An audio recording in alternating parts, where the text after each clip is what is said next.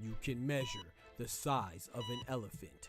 You can clock the speed of a cheetah, but you can't quantify the heart of a kings, queens, and in-betweens. Welcome to Dr. Boxing Talk. Stream starts now. The champ is here! The champ is here! The champ is here! The champ is here! The champ is here! The champ is here! The champ is here! The champ is here! If I tell you I'm good, probably you will say I'm boasting. But if I tell you I'm no good, you know one line.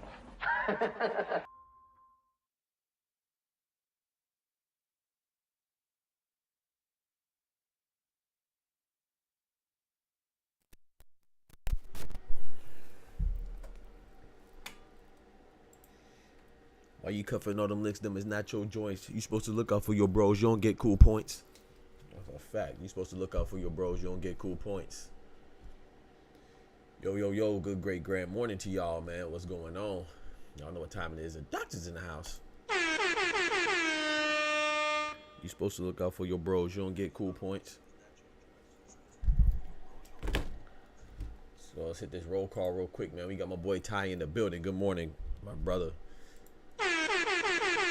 Got Savage in the building. Good morning, my sister.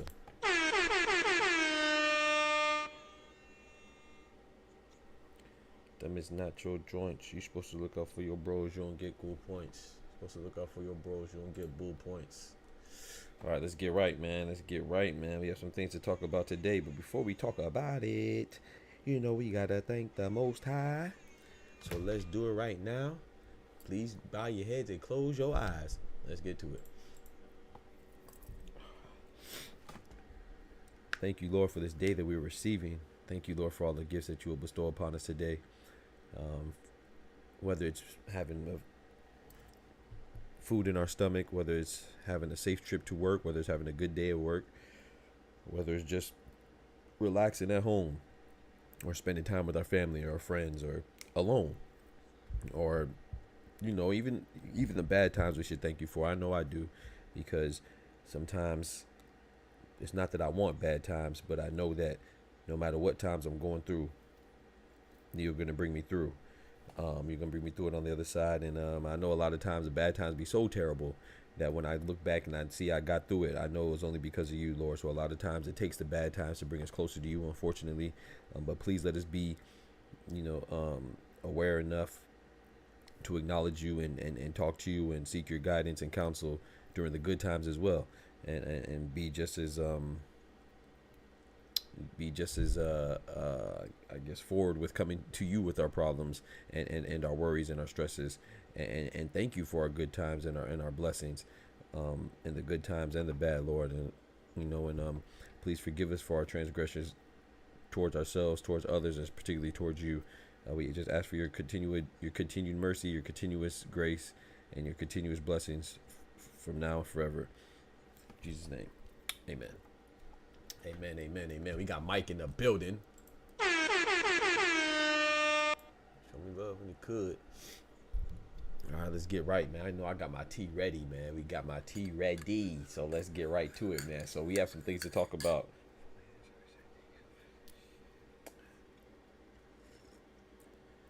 That's the good tea. Yes, Sirski.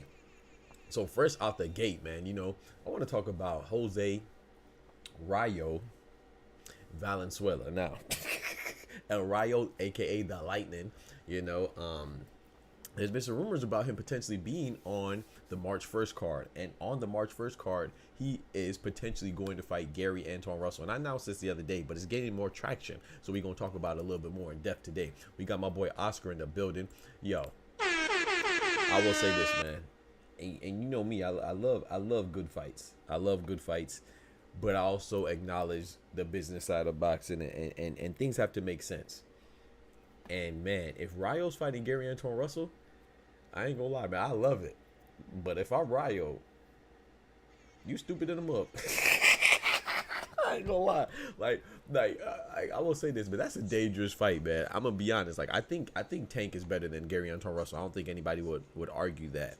But it's a different type of fight. He's just as dangerous, right? Because Gary Antoine Russell, his first time not stopping somebody was against Alberto Puello, in which he lost a close fight. Rayo is a beast now. He showed us that, by the way he beat Pitbull. Amen, amen, Mike. By the way he beat Pitbull, was able to show some adaptability, some versatility with his game, which I love it, man. Shout out to him. Shout out to Pitbull as well. But that win didn't come easy. But Rayo fighting Gary Antoine Russell, I feel like as your first defense, Gary Antoine Russell, that's tough. That's tough. Your first defense is against Gary Antoine Russell. If you're going to fight Gary Antoine Russell on March 1st on the Tank Roach undercard, in my personal opinion, if you win, great, because that's a great fight, given us it's a fan-friendly fight. But if you lose, I think you're going to be kicking yourself, because I'm not going to lie, there's no disrespect to Pitbull, but I think Pitbull is a more justifiable risk. Granted, it was on Pitbull to exercise his rematch clause or not, so that's not on Rayo. But I'm saying if you're going to fight your first defense, it should be a rematch against Pitbull if you're going to take such a dangerous fight.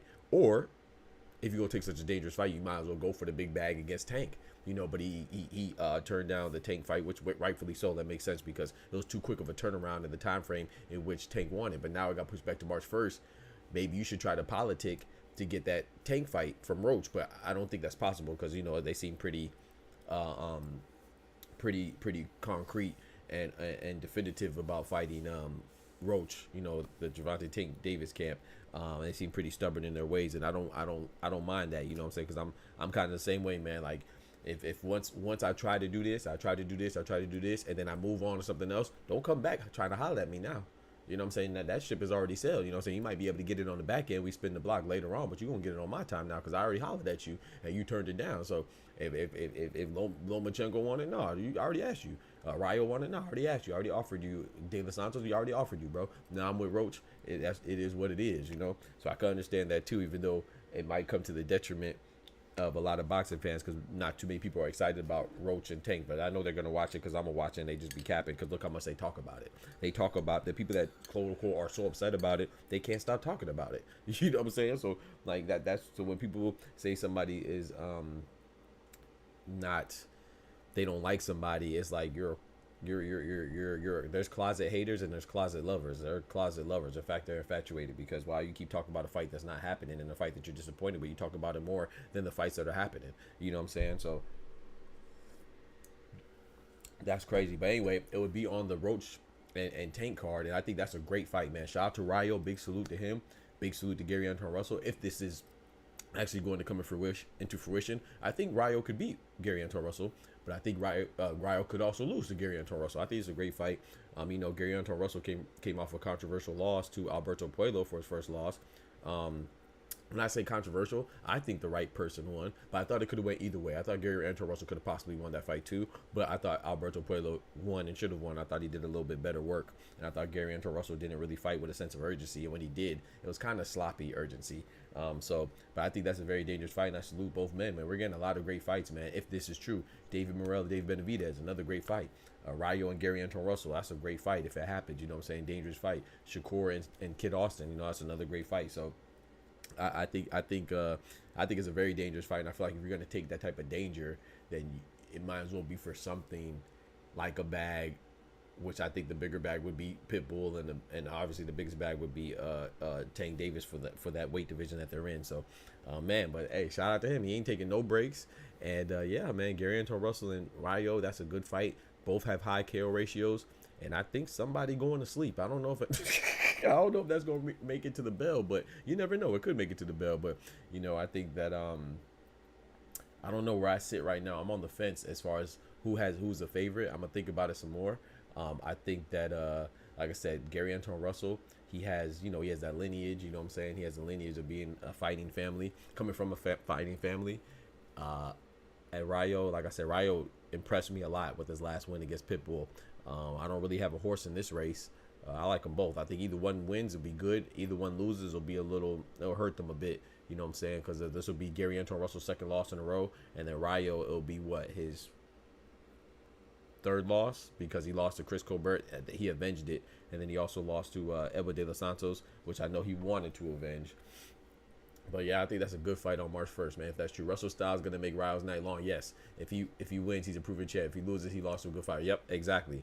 And then same and vice versa too. If Gary Anton Russell loses, he lost to a good fighter, because like I said, Rayo's profile should have went up even higher than what it is, because he was a big underdog. Not a big underdog. But he was an underdog going into the Pitbull fight.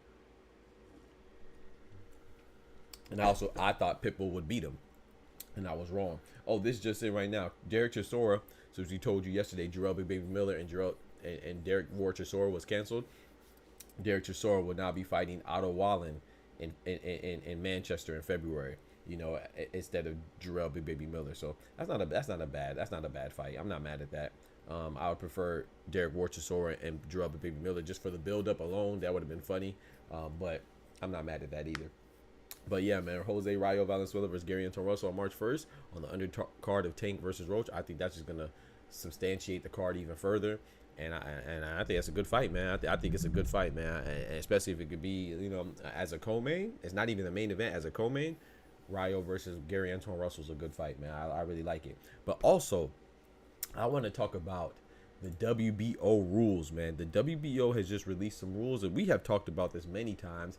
And you know, and in particularly when it comes to Hamza Shiraz, right? When it comes to Hamza Shiraz and his choice to elect to go the WBC route and fight Carlos Adames instead of the much anticipated Janibek Alimkhanuly, right? That was the thought. He was going to fight Janibek Alimkhanuly because he was number one for the WBO, but he's number one for the WBC too, and he elected to go to the WBC route. But according to President Gustavo Olivieri, he says, Rick Glaser, who I don't really like, he said that the WBO president Gustavo Olivieri, who's the new WBO president, they had the WBO convention in Puerto Rico. He says he has implemented some new rules. One being, if you turn down, emphasis on that, if you turn down, meaning if it was offered to you to get a world title shot and you're a mandatory and you turn it down, oh, you're gonna be punished or reprimanded, as you should. You know, wake up Zepeda, you know, yeah, guys like that, you know what I'm saying? Richardson Hitchens when it comes to Subaru Matias, you know, and others. So not only are they reprimanding the champions, if you don't fight your mandatory, you get stripped. But now if you're the mandatory and you don't want to take your opportunity, exercise your right to fight for the world title when it's offered to you, Ajit Kabayel, Zele Zhang, you will be removed from the WBO. So it says, one being, if you turn down a world title shot for the WBO world champ, you get totally removed from the ratings. Not put down, not dropped a couple ranks down, totally removed. You're gone.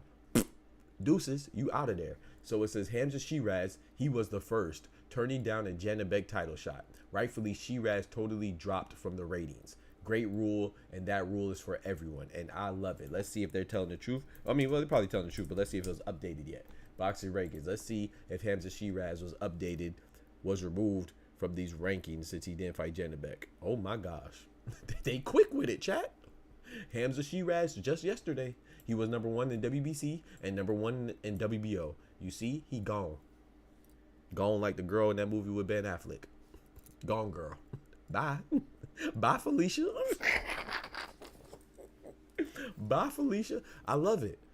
I love this, bro, because now when idiots like, you know, like Paulie Malignaggi and Tim Bradley and goofies, like, I ain't gonna call my boy idiot, I like Sergio Mora, but when people give misinformation, I'm not gonna call him idiot, but when people give misinformation like Sergio Mora and others, and you know, when they come out here and say that, oh, William Zepeda, who's a mandatory in all 4 sanctioned bodies, he's not getting the opportunity to fight the champions. No, he's getting an opportunity. He's not exercising his right to take on a champion. So now, if you're a mandatory and you don't want to take on the champion, what happens? You get dropped straight, clean, smooth off, like you standing on the edge of a cliff, or it's flat earth, baby. You somewhere in space. You gone to oblivion. You up out of there. I love it. I love it. Now Hamza Shiraz, he's not really getting what's the word I'm looking for? He's not getting punished, and I don't think he should. You know, shout out to Hamza Shiraz. I say it and I still stand on it. If you're the #1 in multiple sanctioning bodies, that's the whole point of being you have options. That's the whole point of being in that advantageous position. So I'm not knocking Hamza Shiraz. I'm not one of them goofies that think that Hamza Shiraz was obligated to fight Janabek. No, he was #1 in WBO and he was #1 in WBC, so he has the right to choose which one he wants to pursue,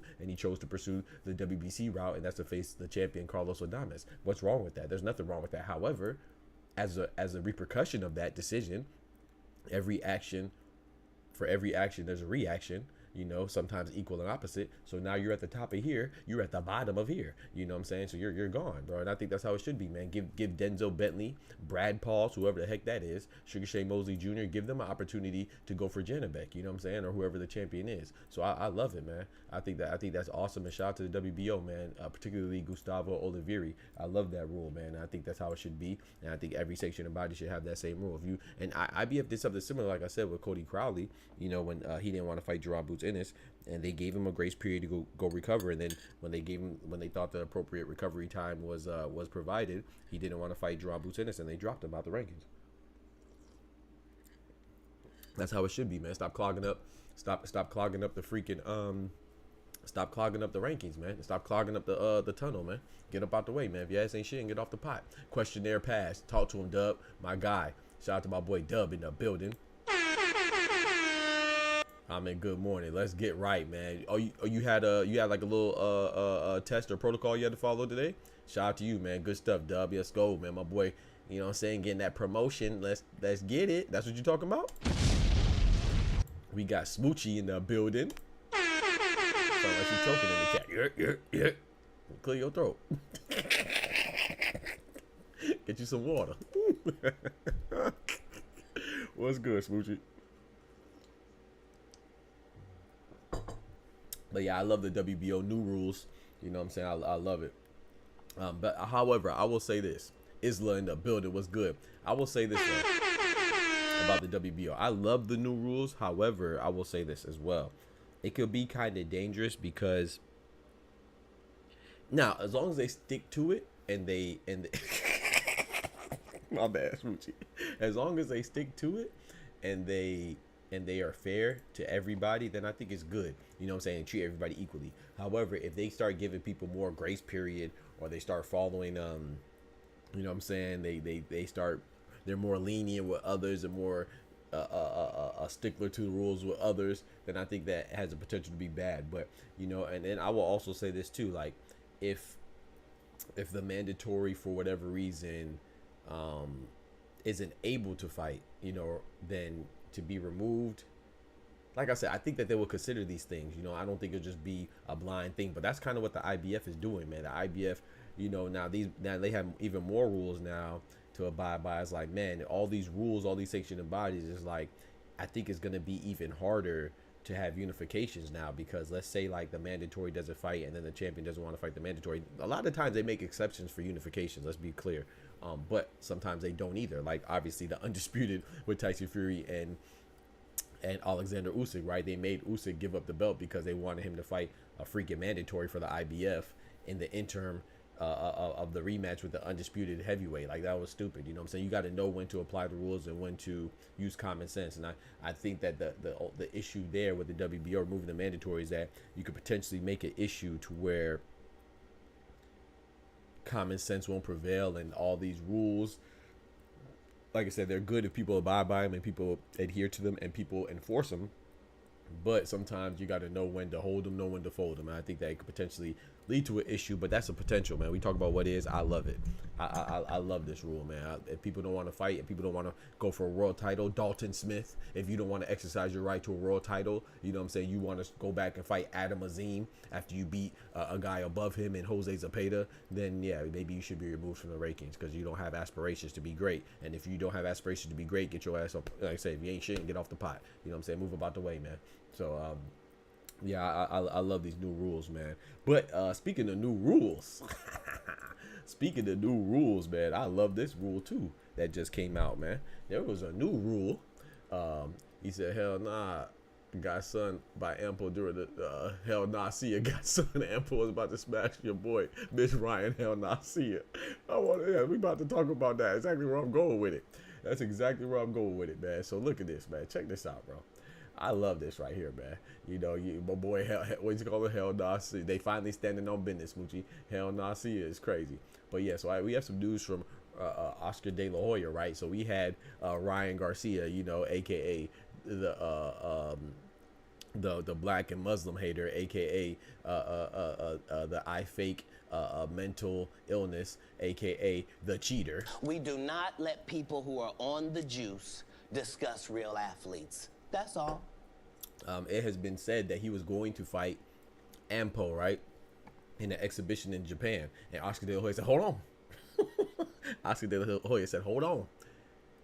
We own the rights to all your fights. Sanctioned, exhibition, professional, amateur, or otherwise. It said fights, period.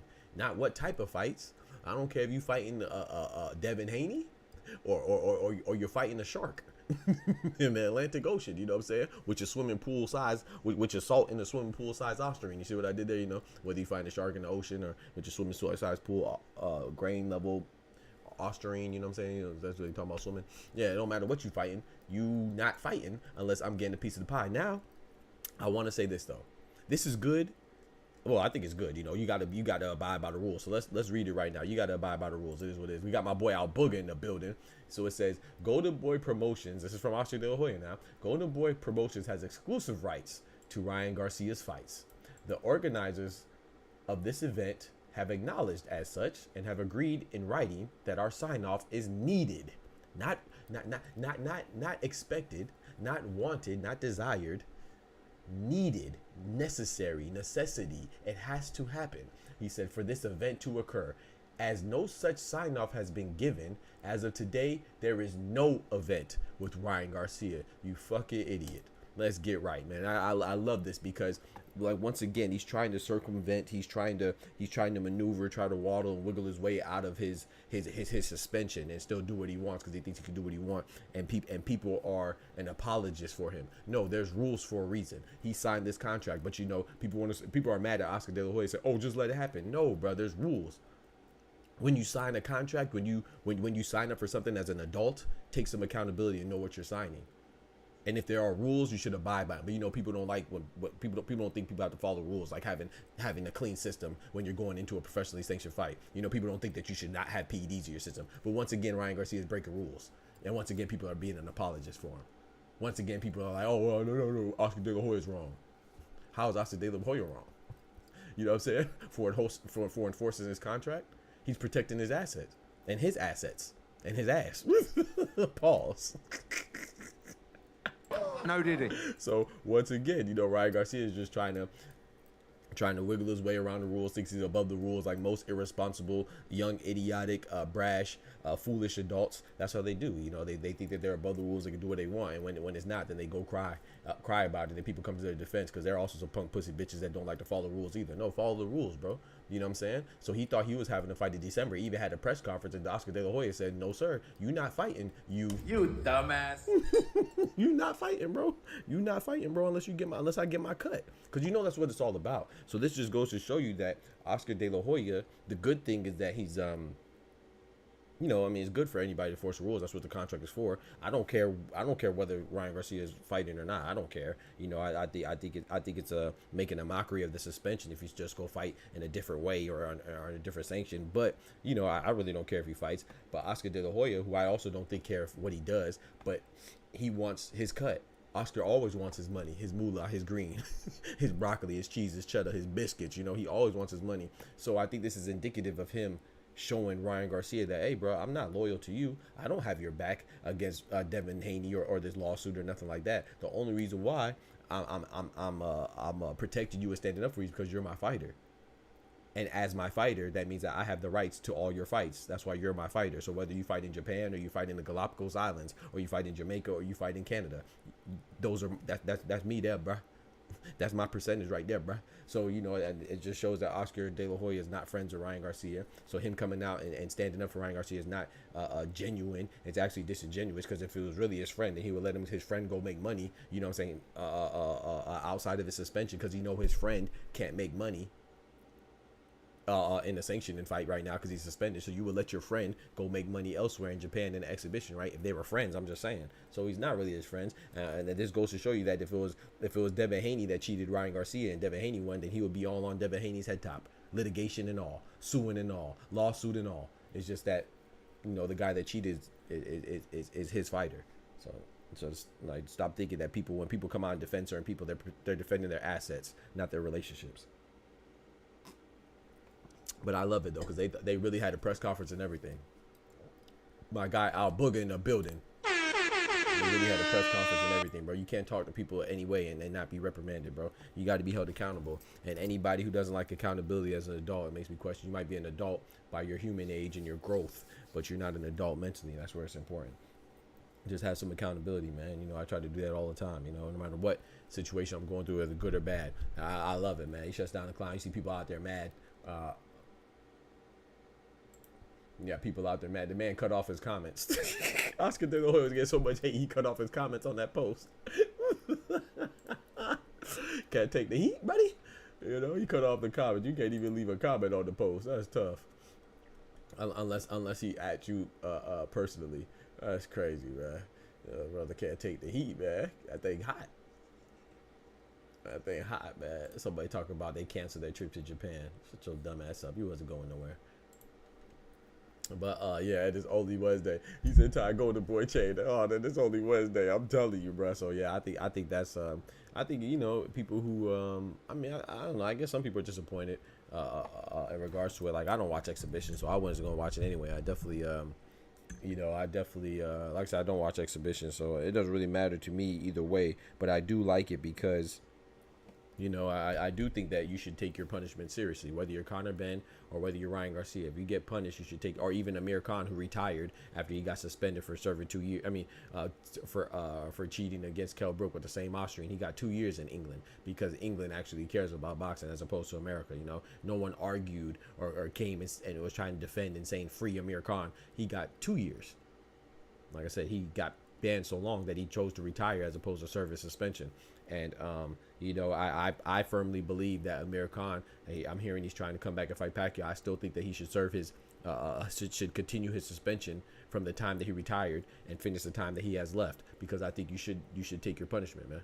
Take your punishment. You messed up. Take your punishment, or appeal it and see if you can win in court or whatever and get it reduced. But no, bro, you don't get to do something wrong and then cop out, you know what I'm saying, or run away and leave your responsibilities and then come back and act like nothing happened. No, bro. If he retired 6 months into his suspension, he has a year and a half left from whenever time he decides to come back.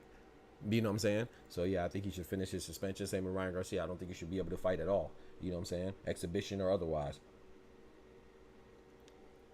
until you serve your suspension. And shout out to Oscar De La Hoya.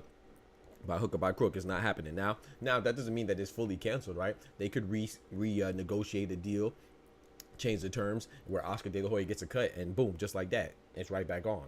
You know what I'm saying? Because we already know it's just about money. You know what I'm saying? And I mean, that's business, right? So it's not like Oscar De La Hoya is against it because he's trying to protect Ryan Garcia. He don't care. You know, he don't care about how much money he needs, how much money he wants, or his well-being. He just wants to get his cut. And yeah, that's part of business, man. You got to get your cut, daddy. You got to get your cut, daddy.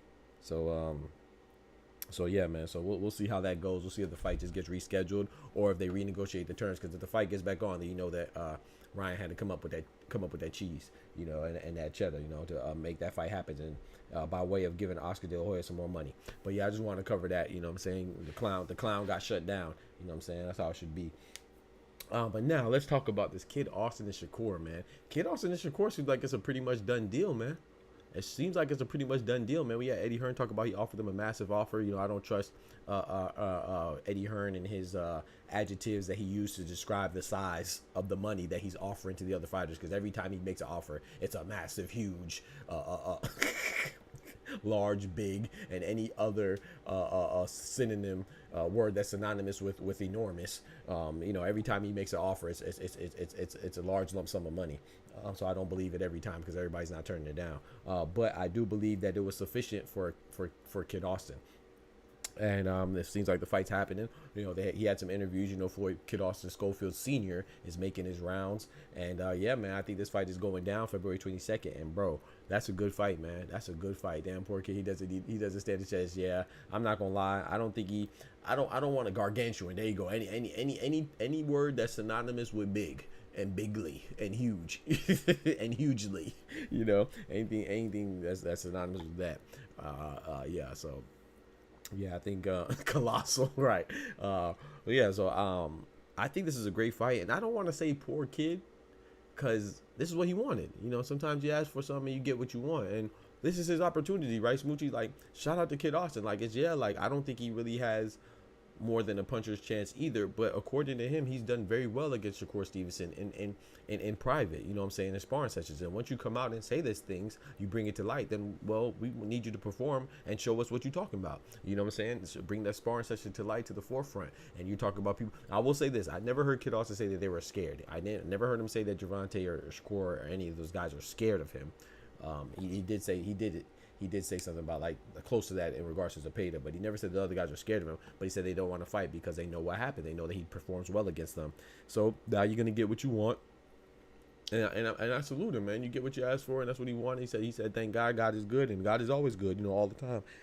Now, can he capitalize on his opportunity? Like I said, I don't think he will be able to against Shakur, but you never know, right? I mean, look how many underdogs we just had. An underdog with Daniel Dubois, Anthony Joshua. We saw what happened. A lot of people were saying poor Dubois going into that fight. A lot of people were saying poor Bakram Murtazalia before he went going into that fight against Tim Tszyu. Everybody's like, oh yeah, Tim Tszyu's on the comeback path. He's about to be mad, man. He just lost by robbery or controversy and all this other stuff, you know, because he was handicapped due to a cut. And like, oh, Tim Tszyu's gonna put this guy in the dirt and make it hurt. Well, yeah, we saw what happened. And even with what was it? Oh man, what's my guy's name? Ali and oh man, what's the guy? Sonny Liston. You know what I'm saying? People are like, oh, poor kid with Muhammad Ali and Sonny Liston. You know, and look what happened. So you know, you never know. That's why we love boxing, because you just never know, man. I don't think it's going to be a walk in the park. And if it is a walk in the park, I salute Shakur. I don't want anybody, like y'all know. I mean, when I say I'm not a big, I need to stop saying this, because like when I talk about Devin Haney, when I talk about Shakur, I'd be like, I'm not a big Shakur fan or Haney fan. I respect them. I am a fan of them. It's just I like Tank more. And when, you know, it's just that people make it seem like it's a competition, and sometimes I do fall into that trap. Like, I like Shakur, I like Devin Haney, I like most boxers, you know what I'm saying? I like Zepeda, I like Lomachenko, but I just call it what it is, and I do think that Tank will beat him as far as Haney and Shakur and Teofimo go. I don't like Teofimo though, but you know, I like Jack Catterall. I like Arnold Barbosa. I don't think he's that great of a fighter, but you know, I have nothing against him. I like Ramirez. I like all these fighters. Liam Powell, y'all know that. Rayo, all these fighters. I just think Tank will beat him, and because I think Tank will beat them, even though I think it's a good fight, I think Shakur and Tank's the best fight, one of the best fights in boxing. I think Shakur could beat Tank, but I think Tank beats him. But when I say that, you know, people think that I whatever it is, that you just that you don't like those fighters. No, I like them. I like all those fighters. You know what I'm saying? I like Shakur too. I just like other fighters more. You know what I'm saying? Like Canelo and Tank. But I think that Shakur, like I said, I think that if he beats Floyd Kid Austin Schofield, and he does make it look easy, I want to give him the credit that he deserves, because this is a good fight that he does not have to do. He does not have to engage in this fight with Floyd Kiddos Schofield. He's not the mandatory. You know what I'm saying? But the fight fell through with Zepeda, and then he hurt himself with the first time when it fell through. He tried to fight Cordina, and he hurt himself, and then now Zepeda hurt himself. So that fight is canceled. I think this is a next best thing, man. One of the next best things for Shakur. So I got to salute him. And even if I do think that Floyd Kiddos Schofield's not ready, he says he's ready. His pop says he's ready. They know more than we do, you know. So we'll see. And if Shakur makes it look easy, then Shakur needs to stand in ovation, man, because this is a dangerous fight, man. That's a young bull. This guy, he said Kid Austin beat Shakur would be the biggest upset in the history of sports. In the history, Diesel? I don't know about the history. But shout out to my boy Diesel, man.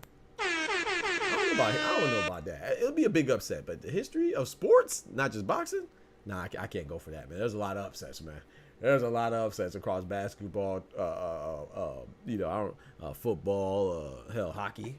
But boxing specifically, you think this is a bigger upset than Buster Douglas and Mike Tyson? I don't know about that. But I do agree, it will be a big upset. It will be a huge upset. But I don't think Kid Austin is that incapable now. You know what I'm saying? I don't think he's that incapable, you know.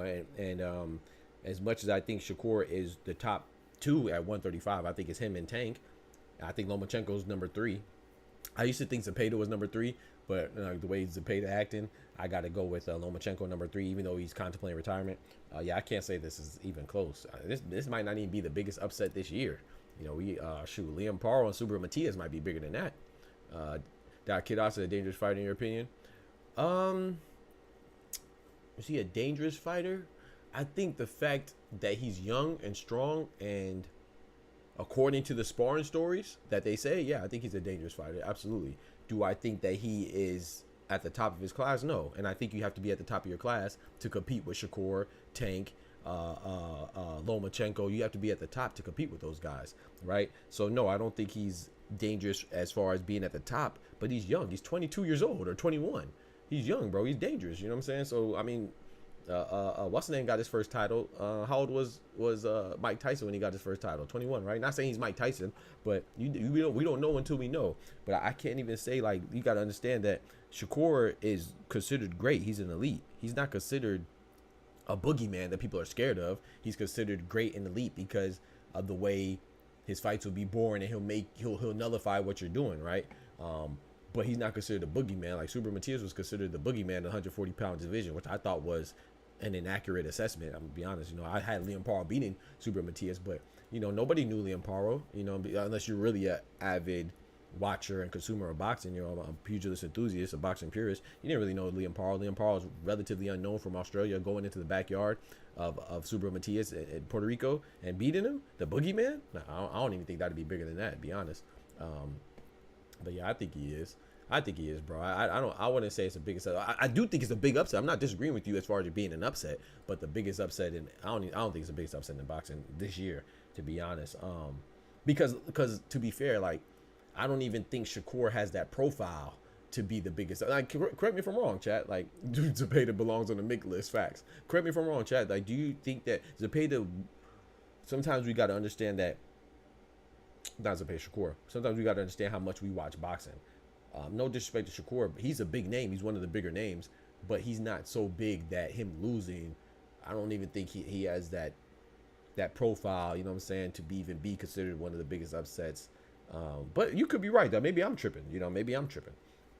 Now, like, if I think, like, I don't even know. I was going to say maybe if he beat Tank would be the biggest upset. Even if he beat Tank, I don't think that'd be the biggest. Like I said, I don't know, man. Maybe I'm tripping. I could be tripping. I don't know. I could be wrong. But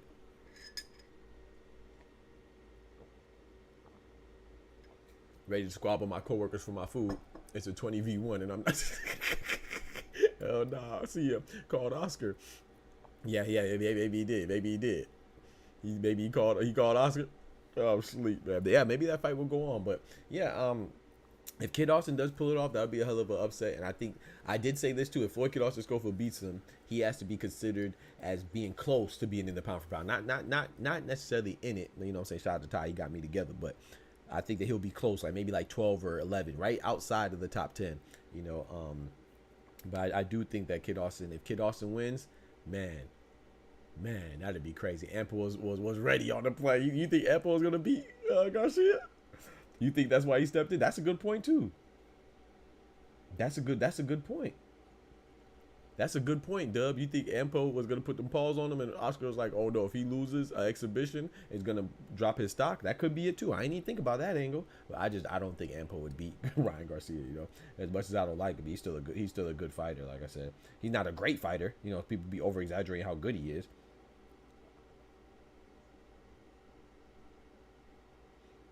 People exaggerate how good he is, but he's still a good fighter. So I think Garcia would beat Anpo, but that could be it too. Maybe Oscar was like, hold on, man, you might lose this fight, and then that'd definitely, if he lost the exhibition, oh, it'll definitely go way down, baby. Doe Street in a Nelly type of time.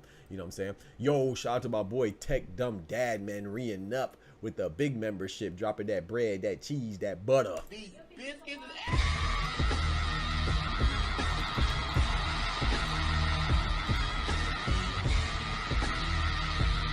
Yes, sir, man. Welcome back to the Boxing Talk family in an official capacity, man. One time for the members, man. Shout out. I see Dub, a big member in the chat. You know what I'm saying? We got Tech Dumb Dad, big member in the chat. Remember, becoming a member is easy, man. Starting at $3 a month. That's $3 a month. You know what I'm talking about? $3 a month, baby. It's 30 days in a month on average. That's a dime a day.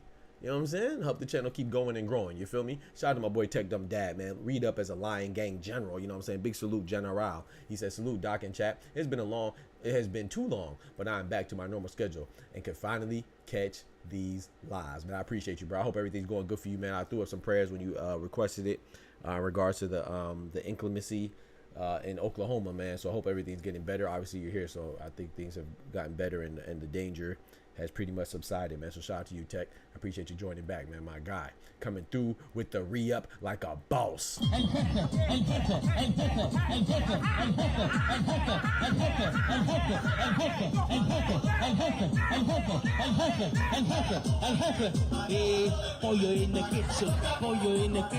Shout out to my boy Tech Dumb Dad.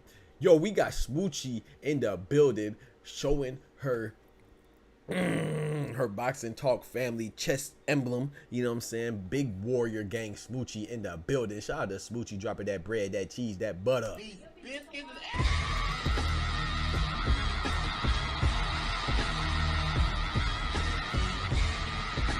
know what I'm saying? She said, I want to be a member too. You already know you're a member by default, but thank you so much, Smoochie. I really appreciate that. Coming through like the boss she is, La Jefa.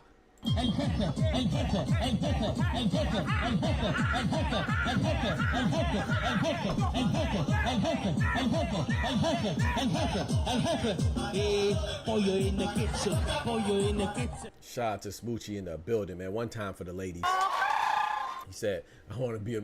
Yeah, what's going on with the likes, man? Smack that like button. Thank you so much, Oscar, for holding it down for the mods, man. I appreciate you, man. What's up with them likes? Smack them likes for your boy. George, the last patron in the building. Good morning, brethren. Good, great, grand morning to you, George.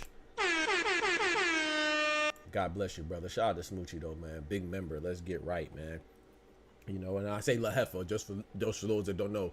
El Jefe is Spanish for the boss when you're talking to a male. La Jefa is Spanish for boss when you talk about a female boss. So I just want to be very clear on that for my non-Spanish speakers out there, because I don't want you to think anything crazy. You know, people misconstrue, so I had to explain that. You know, I was not calling Smoochie outside her name. I was calling her a boss. You know, La Jefa is a female boss. El Jefe is a male boss. All right, but yeah. So I think that I do think if Kid Austin beats Shakur, man, that'll really shake up boxing. I love the shakeups, man. I think Shakur, like I said, and this is no disrespect to Shakur, I think Shakur, and I'm not saying that he's ducking. I'm not saying anybody's ducking, but I don't think Shakur would take this fight if he saw Floyd Kid Austin as too much of a threat right now. And like I said, I'm not saying that as in like he shies away from the challenges. I'm not saying that. Hear me out. Boxing is a business. Shakur is in a position as a champion to unify with who? Gervonta Tank Davis, who's the money man. I'll say between the 147 to about the 130 pound division. That's where he's the money man. you know, the money man from the 126-pound division to about the 112-pound division. I'll say 115 is now you're in the way, right? He's the money man. Everything above 147, like 154 and up, to like 175, the money man is Cinnamon, you know, Canelo, because he's the face of boxing, Canelo, you know. And then the money man from cruiserweight to heavyweight is Anthony Joshua, you know, so AJ. So there's guys that are the money men in their division. When you talk to male boxing, of course, there's women in those respective divisions too. Like Amanda Serrano's a big money maker right now. You know, obviously Caressa Shields and so on and so forth. But we're talking about the men right now, and I think that when you're Shakur and you're a champion, unless you're going to get a big bag with Zepeda, who's a mandatory, which will be a substantial amount of money too, unless you're going to get a big bag unifying with Lomachenko, unless you're going to get the big bag unifying with Gervonta Tank Davis, I think that you would maneuver a little more intelligently to not mess up those bags prematurely. You know what I'm saying? So no disrespect to Kid Austin. I'm not saying he's a low caliber fighter. And no disrespect to Shakur, I'm not saying that he's shying away from any challenges, but sometimes you got to be business savvy as well. And I shouldn't even say Shakur. Let me say his handlers. Let me say Eddie Hearn and Jay Prince. They're not going to mess up the bag on somebody that's dangerous at this point in his career, in my opinion. So I think that the fact that he accepted Floyd Kid Austin Schofield would let you kind of know, you know, that it implied that things ain't go in sparring how he believes they went in sparring. You know what I'm saying? You know, because like I told you, man, as an amateur boxer, I'm not even a professional boxer. I'm an amateur boxer. Ty's an amateur boxer, or Ty boxers. Yo, we got Jack Palmer in the building. Shout out to Jack. He said, we know. I didn't even see what he said. I see his message retracted. Jack hit the retract. Oh Lord, he probably said something crazy. I need help. YouTube is acting on Mickey. Oh, what's going on, Ty? What you need help with, bro? But Dub can attest to this. Anybody who has played sports, but we gonna keep it in the specific genre of boxing. When you box, right? Sparring is practice. A lot of people don't realize that. So this is why I always denounce the significance of sparring. When people say, "Oh, I got sparring stories. I did this in sparring," bro. And tell me, correct me if I'm wrong, Dub. Correct me if I'm wrong, Ty, or anybody else who boxed or did MMA. I'm sure MMA is the same way. I never did MMA. I dabbled in wrestling in high school for a little bit before I said, this ain't for me. We ain't rubbing up, being all sweaty. I'm not going. You know what I'm saying? You ain't rubbing up on me with your chest assist. You know, so I did that for like 2 days. When took my scrawny ass back to basketball and football and track. But anyway, when you go and you spar, if I'm sparring Smoochie, my coach is gonna have me in there working on my jab.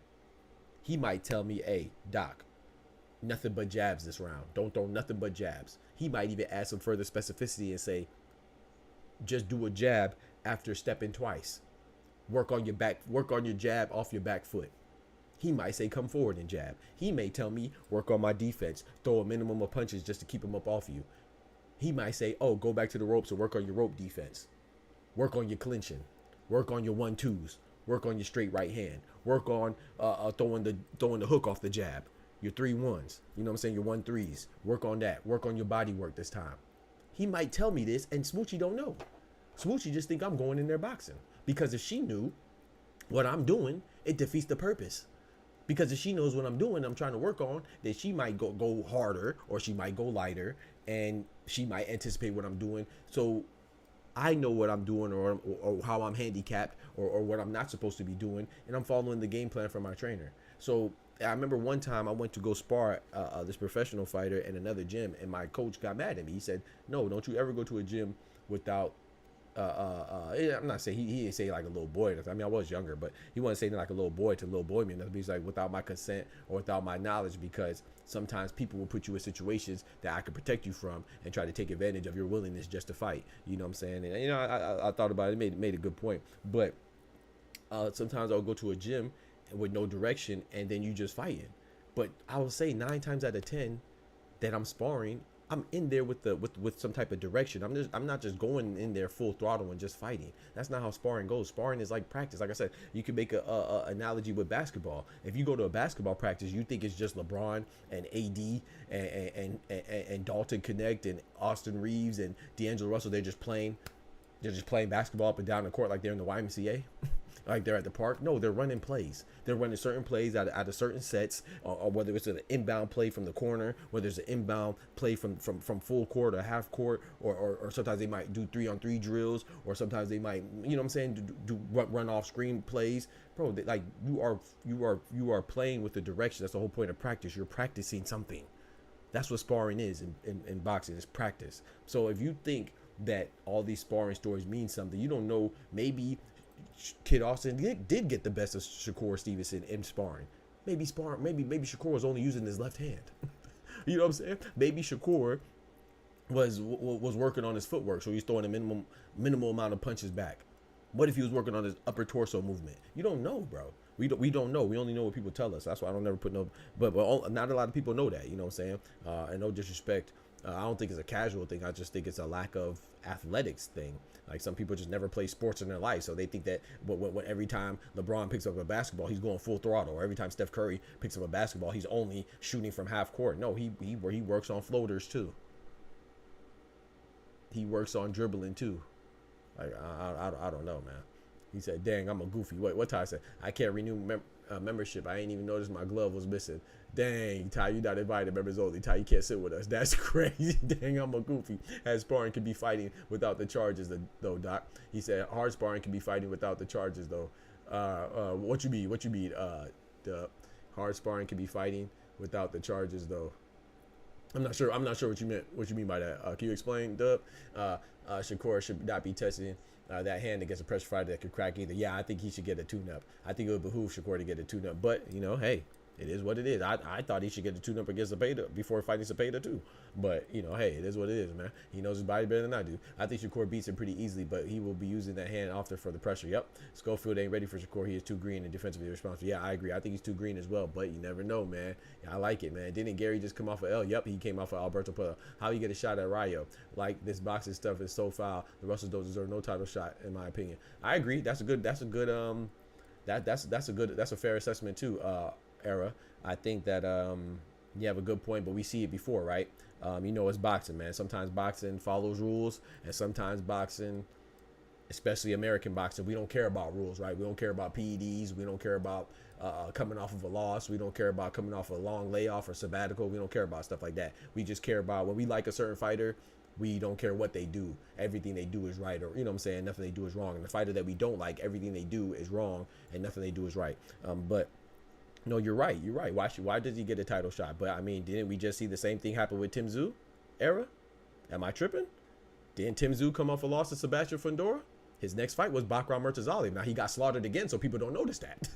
You feel me, our Era? So, you know, is it Errol Spence about to do the same thing with Sebastian Fundora? Right? Errol Spence just come off a brutal knockout loss to Terrence Crawford. He's about to fight Sebastian. Well, that was a plan. He might not be fighting nobody. He might not be fighting nobody, but he was supposed to be, with the quotations, right? He was supposed to be fighting Sebastian Fundora. That's a championship fight. Like I just gave you an example with Tim Tszyu and Bakram Murtazaliev.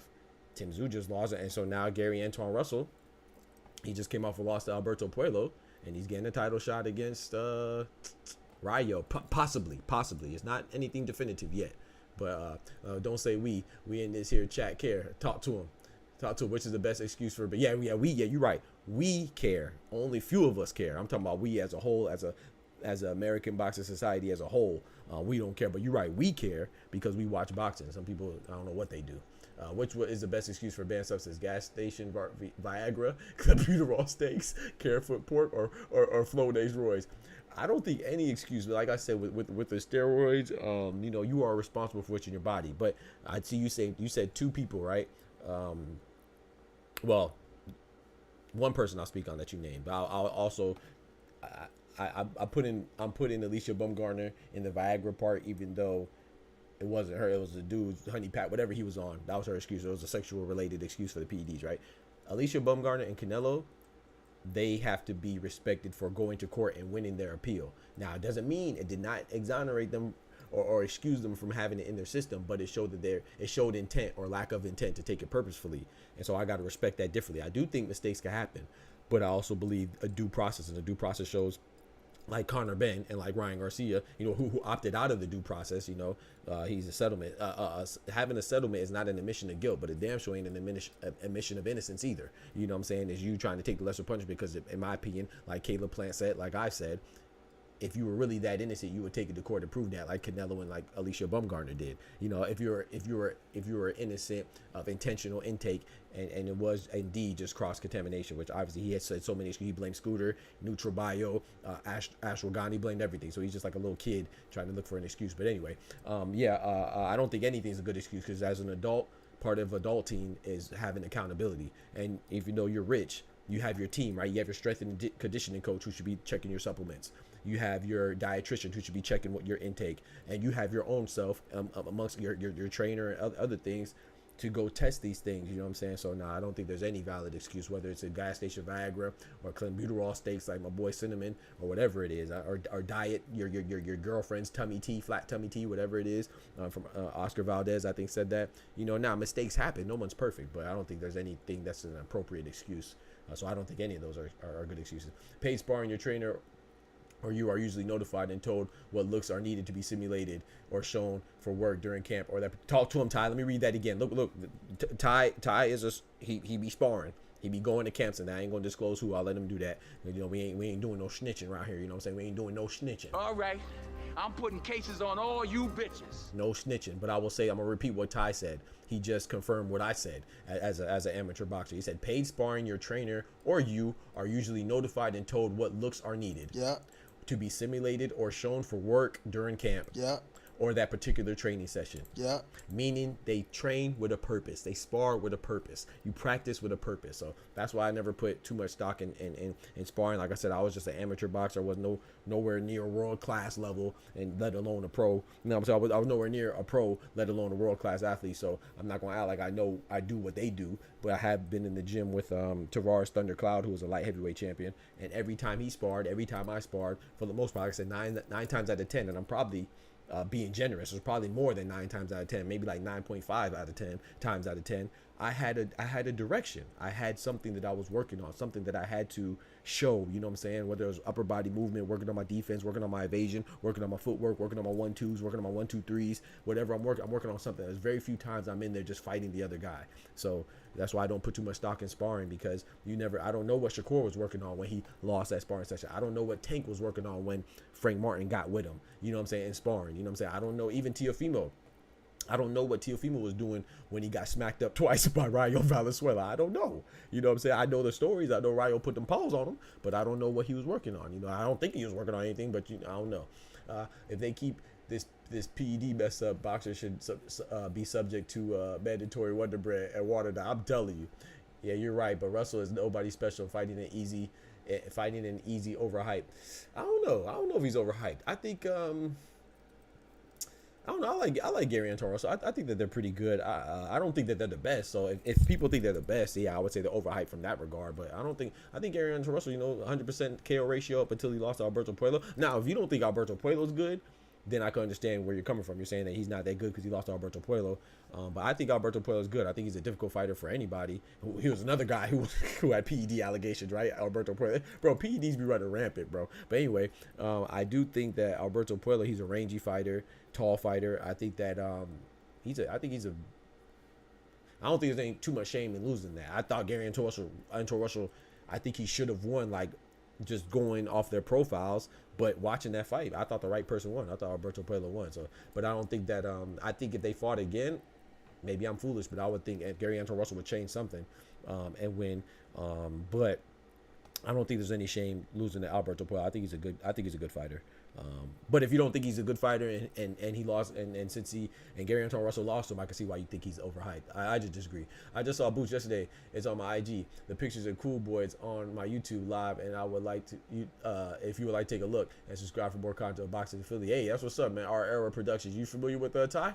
These are dudes that come in trying to get off rather than work. Just make a name. The Schofields are known to trying to get the best of folks instead of working on the targeted concepts, etc. See, I didn't even know that background. You see, he said just Sud. Hey, I appreciate you, bro. Shout out to our Era Productions, man. Welcome to the Boxing Talk family. Smoochie said our Era Productions. What did Boots smell? Hey, yo, what did Boots smell like? What do you mean by that? Hey, nah, Smooch, you wild. I ain't. She said, "What did boots smell like?" What? Come on now. What are we doing? Russell will be a great gatekeeper, but he will never be elite in my opinion. I agree. I don't think he'll be elite. I agree with that tech because, like I said, I think Alberto Puello. I think Garcianto Russell has the tools to beat Garcianto Russell. I think Garcianto Russell has the tools to beat Alberto Puello.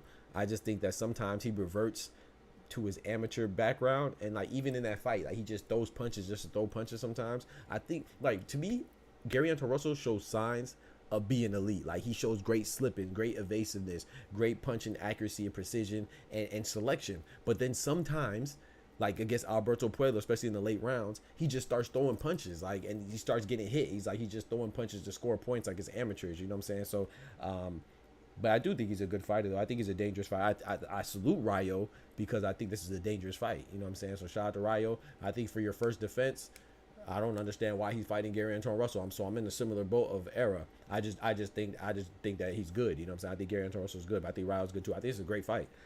So shout out to Rayo for making this fight. Shout out to Garcianto Russell for making this fight. Like I know I'm saying this a lot lately, but this is a good thing.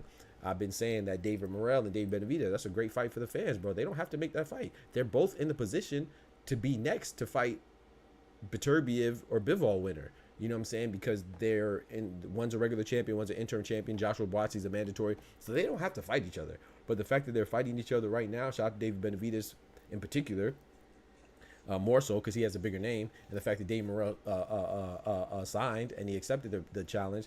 Shout out to both of them, man. That fight doesn't have to happen. So big salute to Dave Benavidez. They giving the fans what they want, and Dave Morrell. I think this is a similar thing with Rayo on a lower level, you know, lesser caliber.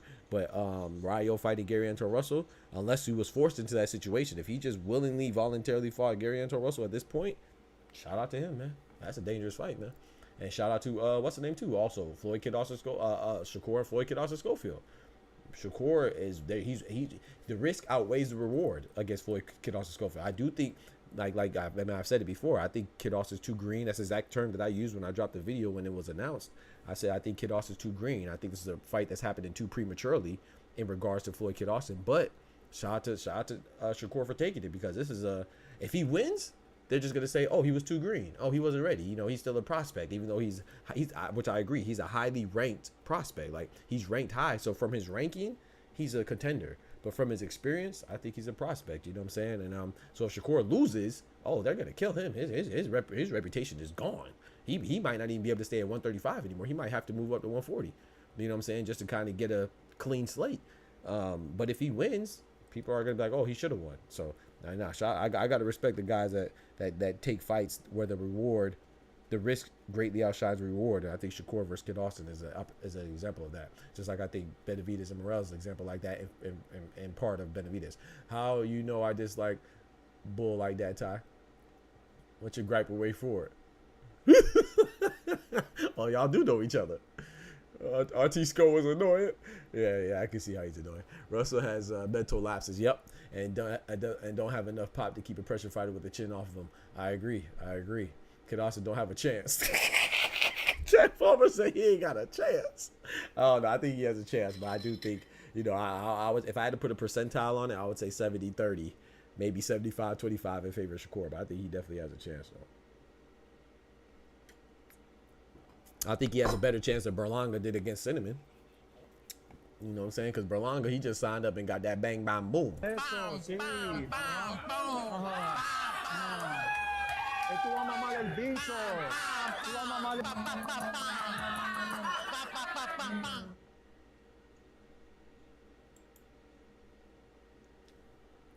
He said, Jack, you better not delete that other comment. Doc, he keeps deleting his comment. Let him, maybe he hiding for somebody. Smoochie, I don't know. Let him delete. As long as he ain't saying nothing offensive, I don't mind. Yeah, that's how he likes to express himself. Let him do his thing, man. He don't like to keep a paper trail. Maybe he hiding from the law. I don't know. The YouTube boxing community law might be out on the lookout for him. He got to cover his tracks. I don't know. Kid Austin is low risk, low reward. I agree. No. Well, I think it's. I don't think it's low risk, low reward. I think it's risk, low reward. I want to say low risk. I think there's a risk there. I was at the fight in Philly. Shout out to my boy Oscar dropping that graffiti on the trap walls, man. Let's go. Dropping that bread, that cheese, that butter.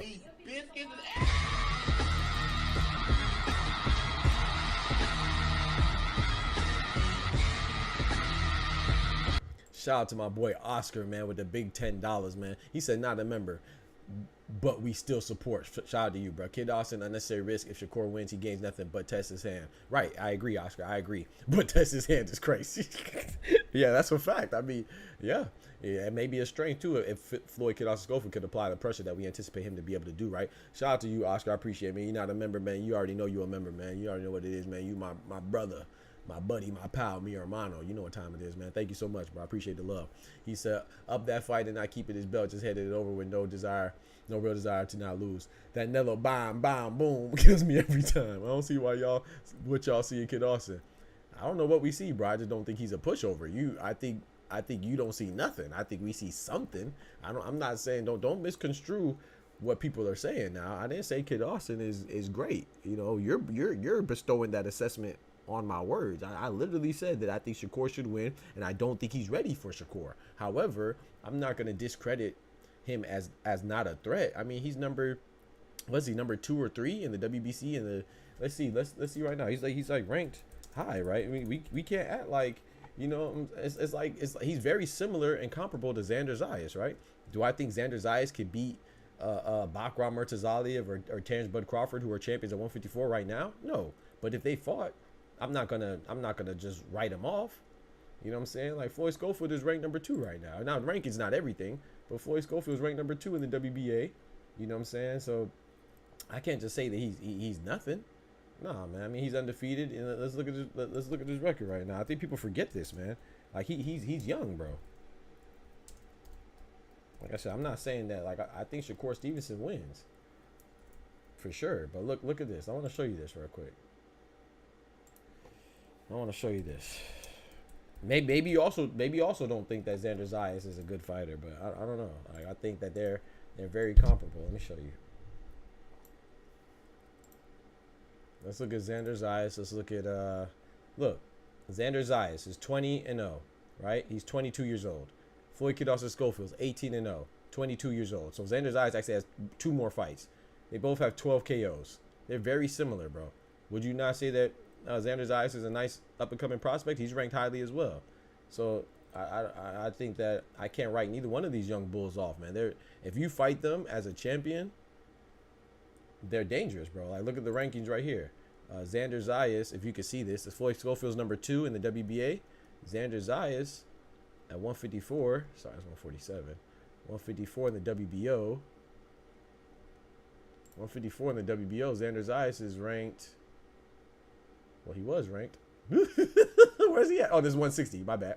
154. Xander Zayas is ranked number 1 in the WBO. You know what I'm saying? So, like, I don't think you get there if you don't have nothing. Now, my bad. I didn't mean to play that again. My fault.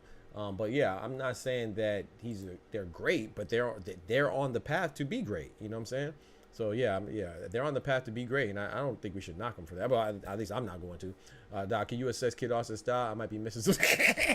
No, I mean, like you're as good as your last fight. His last fight wasn't that good. I think he's a pressure fighter, and I think he's a little irresponsible with his punches sometimes, and I think he lacks direction sometimes. He gets unfocused, he gets flustered, but at the same time, his raw talent has been enough to get him to where he's at. He's very talented. I don't think that's I think that's a fair assessment, you know what I'm saying, to say that he's talented, and I think that he has the tools to be good. But right now, like I said, I think it's premature to fight Shakur. I don't think you're missing anything. I just, in my personal opinion, and no disrespect to you, I just think that you're being a little harsh. I think you're thinking, in my opinion, I think you're expecting him to be great right now. I think he has the tools to be great. He's not great right now, but I think that he's dangerous because he has that potential. Like, sometimes you don't know when that potential could come out. You know what I'm saying? Like, who would have thought Bakram Murtaza? Like, I'm gonna use Bakram again, right? Bakram was relatively unknown. He's older and he's more seasoned. Of course, being an Eastern European and having that background, that pedigree, it's different situation. But my point is that we didn't know Bakram was like that until Bakram was like that against Tim Tszyu, right? Because he fought Jack Kolke, Granted, a lot of people overlooked that he was going through Ramadan during that time, so he was probably a little weakened and stuff like that. Not to give him an excuse, but it is what it is. But no one thought Bakram off his last performances, especially against Jack Colque for a vacant title, was anything special. And look what he did to Tim Tszyu. So you just never know, like, you never know when that potential gonna pop. You never know when. I don't know if you watch Dragon Ball Z, anime, but remember when Guru touched Gohan's head and Krillin's head, he unlocked that potential. You never know, man. He might go see Guru before the Shakur fight, and that potential might be unlocked, and Shakur might be in trouble. I think that it's a good test for Shakur, because the reason why I think Kid Austin, in my opinion, has a better chance against a Shakur than a Tank is because, like I said, he does punch wide, he does get irresponsible, he does throw some irresponsible pressure, and he does get overzealous. I think that Tank, he is strong, right? He has power, and he look what he did to Rolly, right? He'll set you up and let you walk right into a trap that you set up, and he set up, but you helped him set up. So I think he'll catch Floyd Schofield being open. But Shakur, he's a master with range, and if you want to say depth perception, right? You know, I always compare him to a rear view mirror in your car, where it says objects are closer than they appear. But his the opposite. Objects are further than they appear. Like Shakur would manipulate the range and make you think you're closer than what you are. Then he'll, you know what I'm saying, then he'll be further at an instant, and then he'll counter you. But with Floyd Kid Austin Schofield, his pressure being relentless, I think that will bode well, because Shakur's not that strong, you know, especially relative to Tank. But I do think people underestimate Shakur's strength to keep you up off him. So we'll see how it goes, man. But that's why I think that Shakur, it's a good test, because not with as much fervor as Zepeda comes forward, but Floyd Kid Austin Schofield will come forward. He's athletic, and he's strong, and he's determined. So we gonna see. Something gonna have to shake. That's all I'm saying.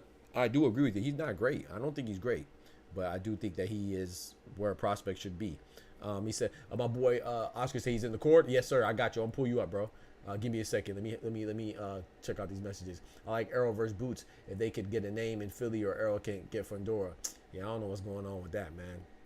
We talk about Boots versus Virgil Ortiz. Zayas is getting better every fight. Schofield needs to tighten up his defense. Has an improvement over the last few fights. Yep, I agree. He has shown improvement with the leading with the head, but that D is sus. Yeah, and that D is sus is crazy. I ain't gonna lie, that D is sus. No, did he? Hey, yo. That D is sus, though. You're right. That defense is a little suspect. He said, I'm going to live later on tonight. All right. Shakur is the definition of hit and don't get hit, right? Emphasis on the don't get hit. Yep. Needed to see if he has that Ray Leonard dog in him, though. Still haven't seen if he has that. Yeah, I agree. I don't know if he, and that's the thing. Floyd Kid Austin Schofield, Zepeda, hell, even a Pitbull Cruz type of fighter, Gary Anto Russell, we would see. I think that will force the dog out of him and let us know if it's present or not. You know, so we'll see, man. We'll see. He said, my boy Mansa Musa in the building. He said, different than Shakur step out, but Tank smothers your punches. Yeah, well, I mean, I think they're very different. You know, Tank will be evasive in the pocket, kind of like a Floyd sometimes, you know, but he's more explosive. Shakur is more of like Tech said, he's more of evasion. Like he's gonna make you think you're closer than what you are, back up and catch you with a counter. So I think even their evasion is different. I don't even like to say that you know, Shakur's not really in the pocket that much. You know, I don't even like to say that he's evasive like a Floyd or something like that. Their evasion is different. Floyd to make you miss with the Philly shell and with upper torso movement. You know what I'm saying? Shakur make you miss from distance alone for the most part. You know what I'm saying? Not saying he can't operate in close quarters. I'm not saying that. But I'm saying as effective as like a Floyd is different. Yo, Cito, when you snuck in here, man, my boy Cito in the building. He said, my boy Cito dropping that graffiti on the chat walls with that bread, that cheese, that butter. Shout out to my boy Cito, man.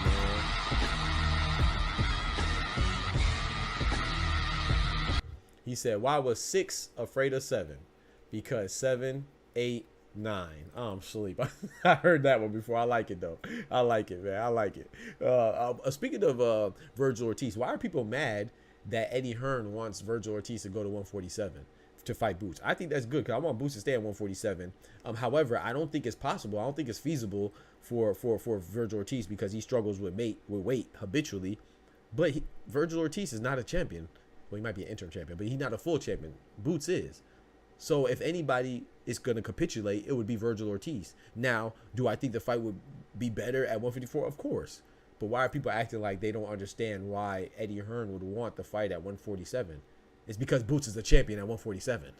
Like, I don't like that just goes with what I'll be talking about, bro. When people don't like somebody and they like somebody, they just abandon all types of reason. I'm not saying the fight should happen at 147, but I'm saying, why are we getting mad at Eddie Hearn or Boots or anybody? Not saying Boots does want at 47, but why are we getting mad at Eddie Hearn for wanting to fight at 147? That's where his guy who's involved in the fight is a champion.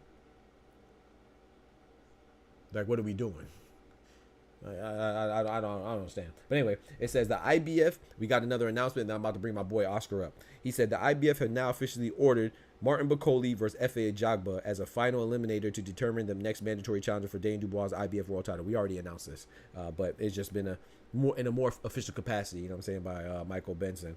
He said Ajit Kabayel and Zele Zhang reportedly both decline as they are set to fight each other on February 22nd in Saudi Arabia for Riyadh season. Yeah, we already announced all that. But yeah, so you see, it is true, man. It is coming to fruition that Zhang didn't want to fight Bakole. The Badman out the east, you know what I'm saying, particularly China, didn't want to fight the Badman out of the Democratic Republic of Congo, formerly known as Zaire, and Martin Bakole. Neither did Ajit Kabayel. He didn't want to fight Bakole either. So now Bakole is fighting Efe Ajagba. So we got all African affair. We got the Democratic Republic of Congo versus Nigeria, represented by Martin Bakole and Efe Ajagba, respectively. I love it. Shout out to both Badman. You know what I'm saying? Shout out to both Badman. You know what I'm talking about? Me blood clot. Morning, fella. Yo, my guy, define irony in the building. What's good, brethren? Ortiz will be so drained he will pass out at the face-off. Yep. Hey, yeah, that's a fact. But I still don't understand why people are mad at Eddie Hearn. Like, well, that's where you should want to fight. That's like getting mad at, I don't know. That's like getting mad at if Jay Apataya was to fight, wanted to fight, I don't know, give me somebody at the heavyweight division. That's Joseph Parker, and they say they wanted it at cruiserweight. I don't think it should happen at cruiserweight because Joseph Parker's a heavyweight, but Joseph Parker has been down pretty low before. You know, Jay Apataya's last opponent, Jack Massey, Jack One Smack Massey, he fought Joseph Parker. They fought at heavyweight, but they were still, I'm saying that's how low they are. They're not like huge heavyweights. So that don't mean that the fight would have to happen there, but why not try to make it there initially? It's just initial negotiations. You know, that don't mean that the fight's gonna be there, but I don't understand how people think it's ridiculous. Well, I like that fight too. Schofield versus Abdullah Mason. I like that. All right, bet you rocking with G tonight. I'm gonna hit your IG though. Hey, God bless you too, Irony. He won't say at 47 from what I hear. They don't want to fight at 47, basically ducking at 54 is more options are better for Boots health wise from his growth in there. I disagree with that. I haven't seen anything about Boots struggling to make weight at 147. You know what, anything about Hrgovic, Filip Hrgovic? No, I haven't heard anything lately about Filip Hrgovic, not since he lost to Dana Dubois. But yeah, I disagree with that. I think that he's a champion. He should want to get unified. There are definitely more names at 154, but I think, in my personal opinion, I think that would significantly boost Boots' catalog and profile if he unified at 147 before moving on to 154. Unless, like you said, unless you know something that I don't, and Boots is struggling to make the weight. Like, I know sometimes at the weigh-in he looks a little drained, but that's what fighters do. You know what I'm saying? He don't look drained and sick like Devin Haney or drained and sick like Frank Martin did. You know what I'm saying? So, you know, and even if you are drained and sick, then that's on you, man. Move your fat ass up. So if he needs to move up, then he should move up for sure. But I think that it would behoove him and his career to at least be unified. You don't have to be undisputed, but at least unified at 147. Let me pull up my guy Oscar now, man. My guy. Oh, we got two heads in the Discord, man. Let's pull up my guy real quick. If he's not having trouble making weight, if he's having trouble making weight, yeah, by all means move up. But I think it's more so that Eddie Hearn is trying to make a way for Eddie Hearn. Eddie Hearn's trying to make a way for Conor Benn, who just came back off of PEDs. We don't know if it's illegitimate or not, but you know, because some people are saying what's the British board, the BBBFC, the British Board of Boxing Control. They're saying that, hey man, you might still be on suspension, so they might exercise their right to appeal. But I think what's going on is that Eddie Hearn's trying to sneak Conor Benn to be a champion at 147, so he's trying to push Boots up to 154 prematurely. I don't think it's a lack of ability to make 147 in regards to Boots, but if it is, then yeah, he needs to go. He needs to move on. I agree with that, but I just haven't seen anything that substantiates that claim. Just because I ain't seen it don't mean it ain't true, though. Yeah, man. All right, let me pull up my guy. Give me a second. Pull up my guy, Oscar. Yes, sir. Yo. Yo. Listen, man, Oscar on the trap phone, y'all. All right, let me know when you get it fixed, Oscar. We can pull up Cito. Yo. Cito in the building. What's good, brethren? Oh, no, man. I was just sitting there talking shit with Oscar about, just travels and just like how I'm under the weather. That's why I wasn't trying to really be on the phone right now. But I blew my vocal cords out. Oh, Lord. I don't know if a joke's coming or you for real. No. Oh. I was being for real. Oh, okay. I ended up traveling. I'm a truck driver, dude. So I go from, I'm dedicated. I go from Phoenix, Arizona to Chicago all the time. I know. And then I try to stay locally in Albuquerque where I live. But because I was there all of last week, the weather shifted, no. I ended up going unprepared like a dummy, thinking it was still gonna be the 50s, and I didn't bring anything. And I went from, somewhat dry weather to humid cold, and didn't really. I guess I caught a bad bug and blew my vocal cords off from hacking my lungs so much. Dang, man. So you gotta chill out, man. You probably should get some rest. I'm good, man. I went to the doctor, got all sorts of tests. I'm gonna heal. Obviously, I'm able to talk, but yeah, it just sucked, man. But no, I was just talking with Oscar because I caught him, and I was like, I'll let him just do his boxing thing with you guys. But yes, sir. No, it's no big deal. Oh, man, I appreciate you coming through as always, man. I hope you continue a swift recovery, man. And a quick easy recovery. Thank you, man. Yes, I'll let you guys go ahead and continue to do your boxing talk and doing your thing. But just to chime in on one thing wanted to say about what you were speaking about earlier. Okay. I don't think Virgil Ortiz can make 147 anymore. Yeah, I don't think he can either. My point was that I don't see the problem with Eddie Hearn trying to do that. Didn't he go to the hospital 3 times because he that's was trying on to cut him? weight? That's his fat ass though. That you got to move up, But my point is that Eddie Hearn should not be demeaned for doing what's best for his fighter. Virgil Ortiz is not a matchroom fighter, so that's on Golden Boy to negotiate and make sure that fight happens at 154. I'm not saying it should happen, but I think people are being ridiculous saying, Eddie Hearn. Yeah, bro. But for the welfare of a fighter in general, regardless if you like him, dislike him, disagree. Stop it, bro. Yeah, we should not make. If that man goes back down to 147, that might be the end of his life, man. Because the body can only. The body can only take so much when it comes down to cutting weight or weight loss. Once again, I'm not advocating that he should be at 147. The point is that that's not Eddie Hearn's fighter. You know what I'm saying? He shouldn't be. That's Oscar De La Hoya's job, right? Yeah, he shouldn't be negotiating with De La Hoya on either a catch weight, right, a 152, right, but not 147, man. And then on top of it, like you said, that's not his fighter. Right, that part. But yeah, definitely it'd be dangerous for him. I think he should do what's best for him because he couldn't. I don't even think he ever made weight at 147. So so he definitely needs to move up and stay at 154 in my opinion. So there was a handful of fights that he did make weight, but you could tell he was weight trained. Right. And then remember he was supposed to fight Stanionis. 2 times, and he got pulled out because of the same thing. Went to the hospital because he got that condition where he lost so much weight, his electrolytes dropped. Man, it's not good. Right. Stay your ass at 154 or go to 160. I agree.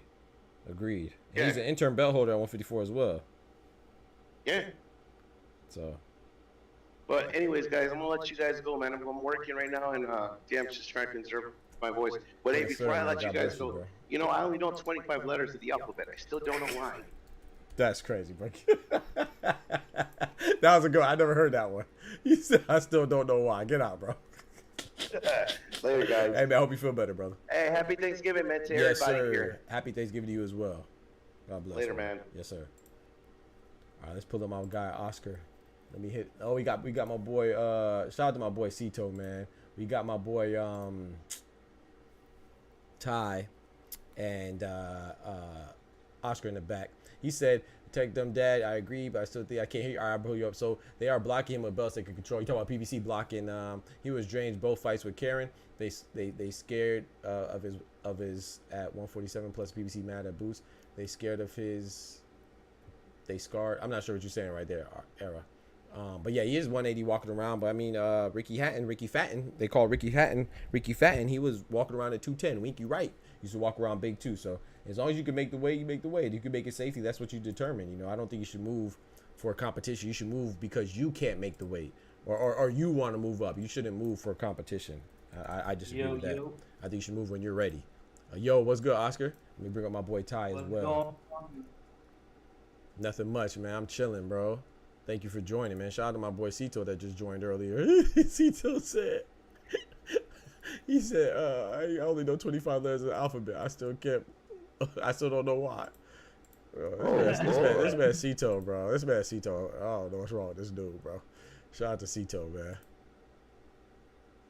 I thought you done threw my uncle out. No, I'm silly. No. He said he had a slide. Oh. No, I wouldn't throw my guy. That's my guy, man. That's my guy, man. So Oscar, man, what you want to talk about, Ty? What you want to chat about, man? I want to talk to you too about what do you think about Eddie Hearn trying to make that fight at 147 or suggesting that fight at 147? You think he wrong for that? There's some insight on it I can't really speak on, but it's just people just putting stuff out there for narrative reasons. Right. That's not where they were negotiating that. Right. It's just Fast Eddie doing some of that bullshit he was doing during the B. Norman situation. Right. So I just figured they just trying to posture. If you don't see the paperwork with it, he just talking. Exactly. I just think it's just, you know what I'm saying? He know what he doing, man. Like I said, I think Eddie Hearn the best promoter, so he know what he doing to get people talking, man. That's what I think. I think the fight, if it happens, is gonna happen at 154. I don't see why it would happen at 147. He really trying to bait Oscar into doing it because this is something been on the table. Ben already got the terms with what people wanted, but one side is not inclined to actually step in there. Right. Oscar, man, what's good, brethren? Oscar gone again? He was just talking, right? Yeah, he was just there. This man on the trap phone, bro. Come on, bro. This man, Oscar selling, bro. Brocoli's a problem for sure. Yep. Define. Yeah. I'm on the disc. Thank you, Smoochie. Here go the link right here if you ever want to join the Discord. Yeah, Smoochie. You know, Smoochie ain't gonna join, man. Smoochie, I don't know what she got going. She must sound like when she talks, she must sound like Beyonce singing or something. Cause she be I know how to get Smoochie on her. Oh, sweet. I mess around and get fired though. I'm gonna bring a special guest on. His name is Shoes. His name is Shoes is crazy. Mr. Timberlands. I'm telling you, bro. The Butters. But Oscar, man, what's up, man? What you feel about what you want to talk about, man? Pretty much about anything, about all we talk about today. I mean, Schofield, let's start with Schofield. Schofield, I don't like the fight because nobody gains nothing. I do think it's a good test for Shakur. I don't see Schofield winning. I don't see him winning. I see a path to victory for him to win, but I don't see him winning. And but yeah, I also want to say about like people that say, "What do you see in this guy?" or "Why is this guy so hype?" and "Why is this like?" No, it's just he's on the rankings first of all. Right. I don't think he's got amateur experience, so that's even more impressive. Right. But it shows that he didn't have a whole lot of amateur experience because he's defensive irresponsibly. His defense is irresponsible. Yep. He just kind of just goes forward. He puts a lot of pressure, but keeps his head slow. Yeah, a lot of reckless pressure. Because there's another fighter that does the same thing he does. Hey, talk to him. Forward. Talk to him. He just goes forward. Talk to him. And his defense is not the best. He became a champion, didn't he? And he became a champion. At 140, right? Come on now. Yeah. Come on now. See, that's how I know that's my brother right there, man. I can finish. He don't even have to finish his thought. I know where he's going. Come on now. Eastside Pitbull Cruz. Come on now. Come on now. Rollies, you just never know. Like people are like upsets don't happen in boxing, bro. There's literally a category for that, bro. I could name 5 upsets at a minimum right now off the top of my head without even thinking about it just this year. Like, come on, dog. You just never know, bro. I also think the smart money, the common sense money, the wise money would be on Shakur. That don't mean that Floyd could also Schofield ain't got a chance. Now, come on now. Stop it. And also talking about upsets, if you think about it, Bachram, nobody expected nothing from Bachram. Come on now. Everybody said that Bachram was going to lose. Oscar, sorry. Except Ty. Sir. I didn't expect that ass whooping like that, but they going to edge it out. That's what I said too. I thought Tim Tszyu would win by UD. I thought Tim Tszyu. Oh, you said Bachram was gonna win. Oh no, I didn't have Bachram. I had Bachram. Oh, okay, no, I didn't. That's right. You did. I seen Tim Tszયુ's work. Yeah, I had. He was a walking body. Yeah, I thought Tim Tszyu was gonna win a close, unanimous decision. You know, I thought it was gonna be a long night. Yeah. So really, really close fight. Barely gonna be able to edge it out. Right. But he got destroyed in 3 rounds. In 3 rounds. Everybody's like, he never adjusted. I'm like, he didn't even start it. Exactly. Adjust. What's he gonna adjust to? Adjust to the canvas? What you want to do, bro? Don't lay like this. Lay like this. Why you? Come on, bro. Give Bachram his credit, man. But I like I said, I do think that Floyd Kid Austin. I don't like this fight for him. I think it's premature. However, hey, you don't know until you know, man. And if he's confident, you know, they give him what they want, man. And that's what Shakur is doing. That's why I got to salute Shakur, man. I don't want to, because I know if Shakur wins, excuse me, they're just gonna say, oh, you know, he that was an easy fight. No, bro. This is boxing, bro. There's very few things that are easy fights, bro. I'm not gonna say there's no such thing as an easy fight, but easy fights aren't. No, stop it, man. No, that's not happening. That's not an easy fight. And it's like you were saying, people are saying that. Not even just in the chat, like I'm talking about people in general. Yeah. Or from what I've seen, it's like, oh, he's got no chance. He's under his level, which is true. But like you gotta watch the fight to make a prediction. Right. And like I said, it's not that there's no risk. It's not that. It's unnecessary risk. Right. Benavidez and Morel. Right. It's unnecessary risk. Talk to him, bro. And then you know what's crazy, Ty? I'm gonna get Ty in here. The crazy part is that when Floyd Kid Austin Schofield was calling him out, weren't they saying that Shakur should fight him? That Shakur was ducking him? Now he's fighting him. And now it's easy. Like, bro, you can't win. That's why I tell you, whatever you do, Chad, not just boxing. I'm talking about us, Ty, Oscar, Smoochie, anybody, Define Irony, Take Them That. Whatever you do, man, do it with conviction, do it with passion, and F what everybody's saying. Because they just going to switch on you like that, bro. You got to be strong in whatever you believe in, bro. Stand 10 toes down, bro. Don't let nobody move you off your pivot, because people are very finicky and they'll switch on you just like that, bro. I've never seen somebody all of a sudden everybody say it's the easy fight. A week ago, Floyd should fight him or Shakur should fight him. Now he's fighting him. Apparently, it's 2 ways I look at this. Come on, dog. I could be objective about it, or I could be an ass.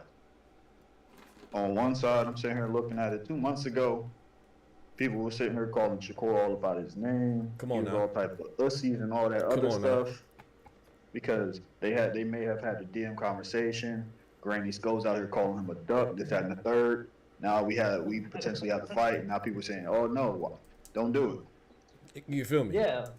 People say this does nothing for Shakur's career, but honestly, this is a young dude. He might have the potential to actually ascend after this. Right. This is a fight that can actually mature on his resume. Right. And vice versa. Right. I'd rather be punching up than punching down. Right. So, like I said, I'm not. So I want to reemphasize too. None of us are saying that Shakur is not and should not be the favorite. He should be the overwhelming favorite. But you know what I'm saying. And I'm not saying that everybody was saying that he should fight him too, because I was also saying that I think Floyd is calling out Keyshawn too. I think Keyshawn is right by calling out Gervonta Davis. That's what he's supposed to be doing. Like Ty just already articulated.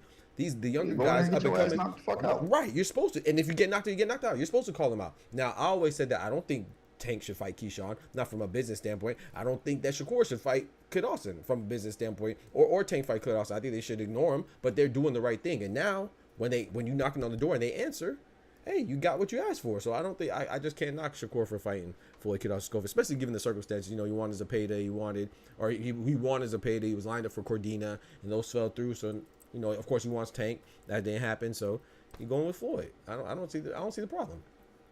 Bernard that lost early and bounced back. Bernard took that L early and bounced back.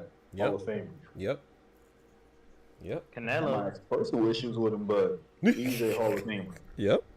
Canelo too, yeah. I mean, now you know we'll see what Shakur ends up being. Tax Hammer says, Kid also with life and death with the cherry. I'm not calling Renee Tellez Garon a cherry pick. Kid also has 0 chance for Shakur. I can't call Tellez Garon a cherry pick just because we don't know him or you don't know him or something like that. Like I don't know. Like, do y'all think that Kid Austin is a veteran? Like he's 21 years old with 18 fights. Bro. Yeah. Like he can't have a cherry pick. Like that because the dudes that was at the same age doing stuff. Right, that's true. But you know his lack of amateur background and other stuff. He's on the proper path that a prospect should be on. Did anybody call Xander Zayas?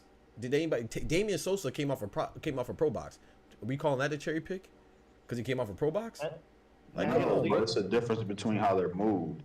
With Xander Zayas, there is no underlying narratives or people trying to attach him to things. He goes in there, does what he has to do, and move on.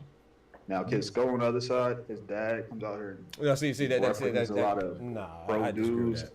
So it's like we look at him differently.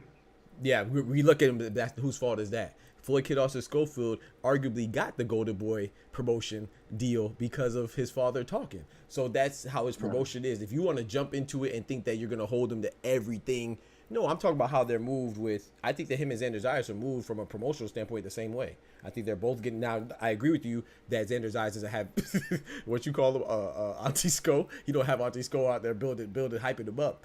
But they're moved in a similar fashion. They're both fighting guys that, you know.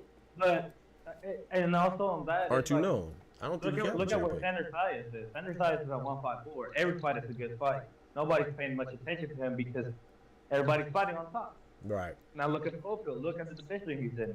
There's barely any movement. There's just barely any movement there. So if a guy looks good, if he looks the part, he's gonna be hyped up. That's naturally because there's no movement. So any little twig that falls in the water is gonna be that much noticeable.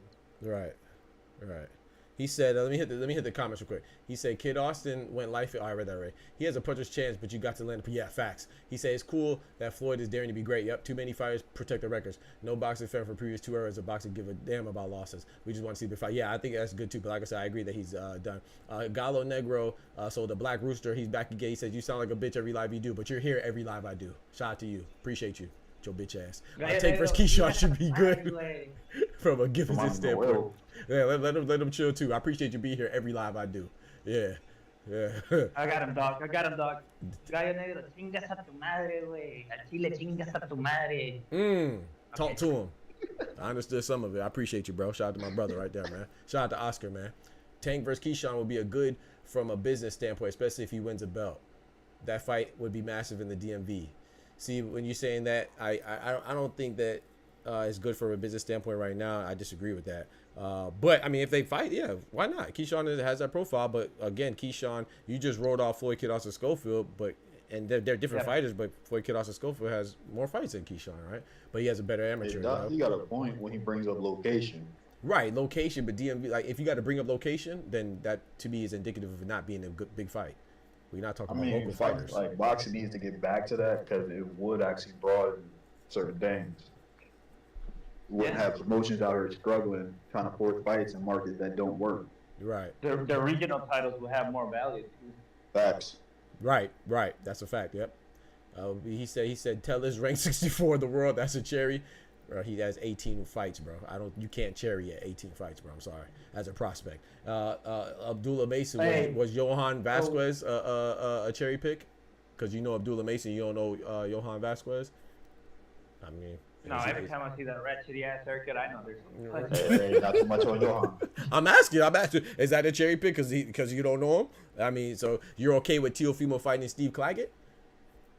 I mean, I don't know, man. No, you know what that lets me know is just like, and there's nothing wrong.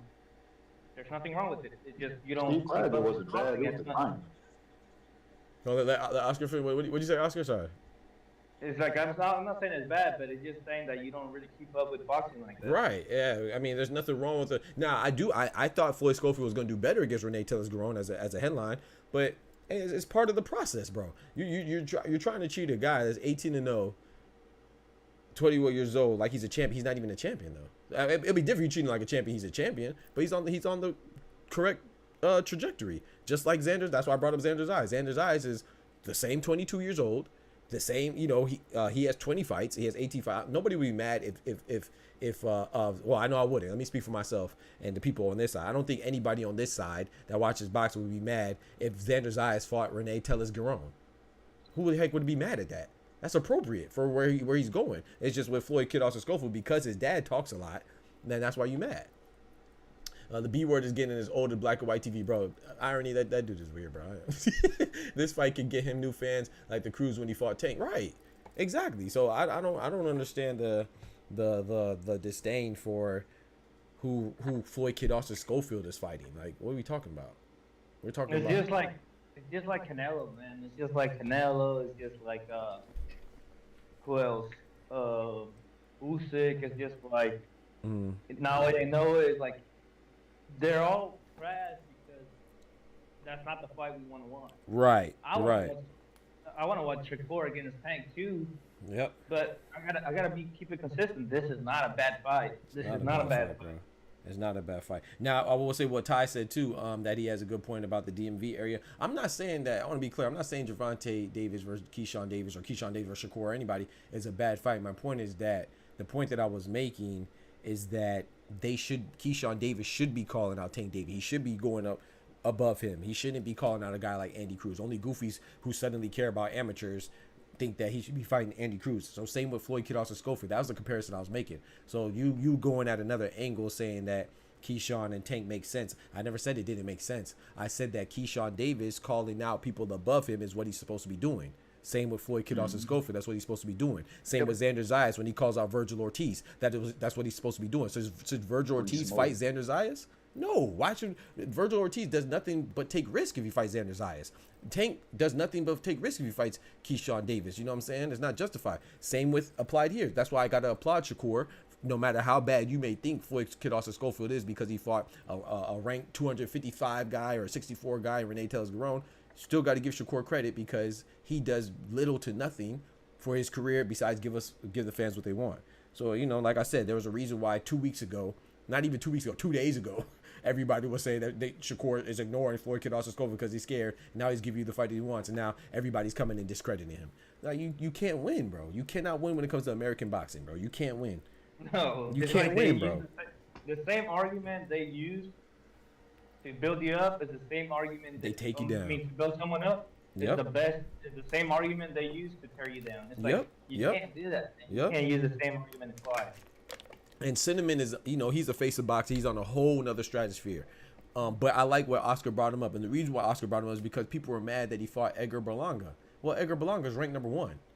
So, yes, it's not David Benavidez, but you literally can't get higher than that when it comes to a defense than fighting the #1 guy. So whether you like it or not, if you like boxing, you gotta, you know what I'm saying? I feel like there should be a threshold on how mad you could be, but that's just me though. You know what I'm saying? I can't speak for everybody else.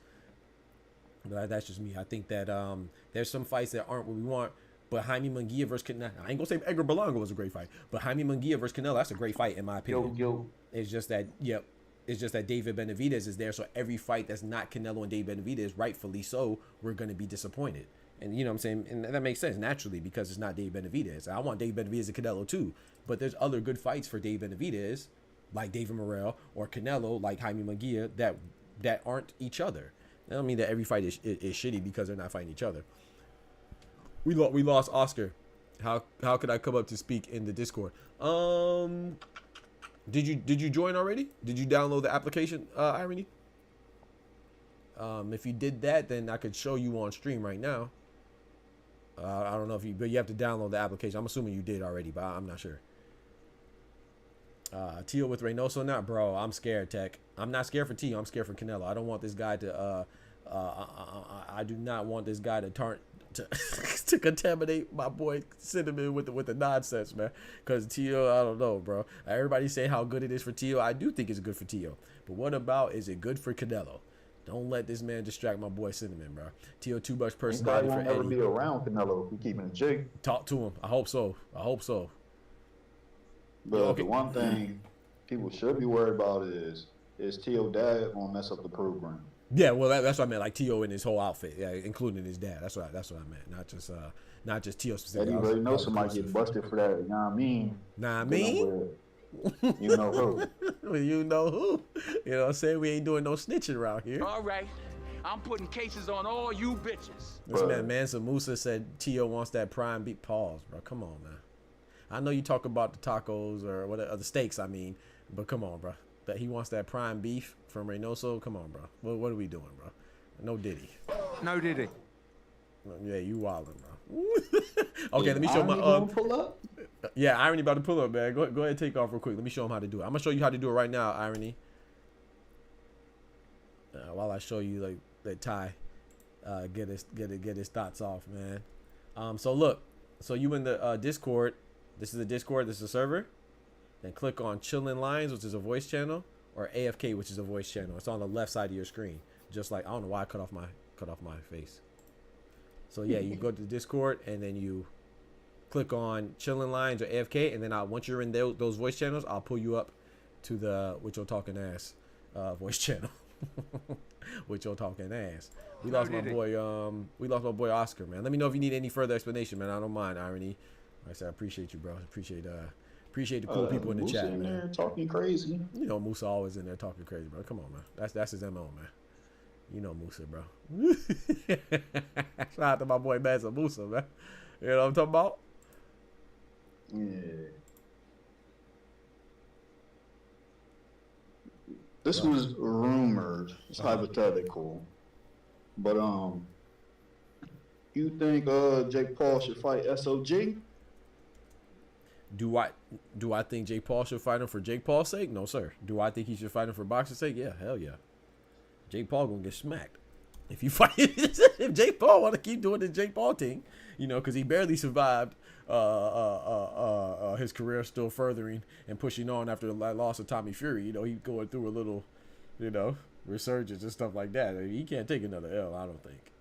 You know, if that happened, I gotta untuck my SOG chain. Hey. I don't know why you got it tucked in the first place. You know what I'm talking about? He not active. You not active? Okay.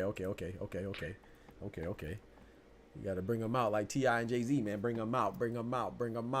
Yeah, Ward's going to smack. That's the thing. And not just, you know, I like Ward. Ward's one of my favorite fighters, too. Andre SOG Ward, son of God. Undefeated fighter. I think he's underrated, too. He's undefeated and underrated, in my opinion. But, you know, he had that lapse in his career where he's going through that litigation and stuff like that. So it's understandable. It's not just Andre Ward. It's not for my fondness of Andre Ward. I also think that who's a recent retired boxer. How old is Ward? Like, is he like 42? I think any boxer, I don't know, Andre Durrell, I think would be Jake Paul. So it's not just an Andre Ward thing. Andre Durrell. 42. Damn, it's been what, 12 years? I think he's like 42. I was just going off the top of my head. I didn't look it up. So he might be a little younger, maybe a little older. I'm not sure. Well, he retired at 30. 30 what? Man. I think it was like 30 on the dot. I don't think he even turned 31 yet. Really? I might be wrong. No, I don't know. I don't know. You might be right. I don't know how old he was. I know it was a little controversy. People talking about, oh, he's retiring early. True. Yep. He's 40, so he's not 42. He's 40. So it's been 10 years. Yeah. So you're right. Yeah, if it's been 10 years, then it was like 30. Andre Ward, one of the greatest box IQ I've ever seen. Yep. Okay, you're in there? Yep, I see you, bro. I see you. I'm going to pull you up right now. But yeah, I think he should, I think Andre Durrell beats him. I'm trying to think of another. I think, what's my boy name? Fought Jaime Munguia.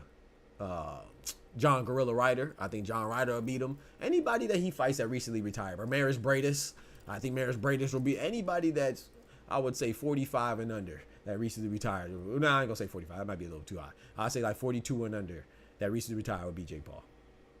I think Bradis might be a layup for him just because of the state of his chin. He's been in too many wars. A layup for Jake Paul? Yeah. Oh, that would be one of those Mickey setup fights that you will put him in because of his name. Ramirez Bradis?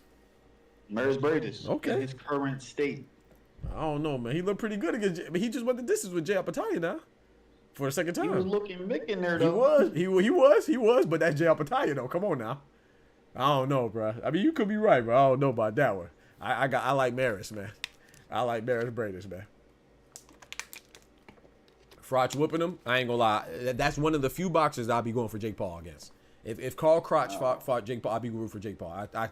I used to like Carl Crotch. He's one of those fighters that I loved him as a fighter. The more he talks, the less I like him. Same with shout out to my boy Tim Bradley. I try to respect him because I love him so much as a fighter. But Tim Bradley post-fighting career, I cannot stand him. I can't stand Carl Crotch or Tim Bradley, bro. Like they just say the most ridiculous, outrageous, idiotic stuff, man. So if he fought Carl Crotch, I'd be going for Jake Paul. I ain't gonna lie to you. And we even take him serious to actually fight in there. Right. I feel like Carl Crotch get in there and lay down for the check. Right.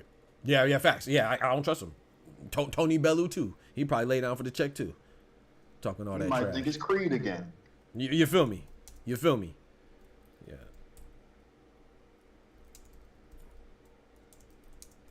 He might as well fight Michael B. Jordan next. Shit. Yep, Maris, yeah, I agree. He said, man said Carl Crotch. Crotch versus Paul don't happen either. No one in the U.S. Wisconsin's ever heard of him. Talk to him.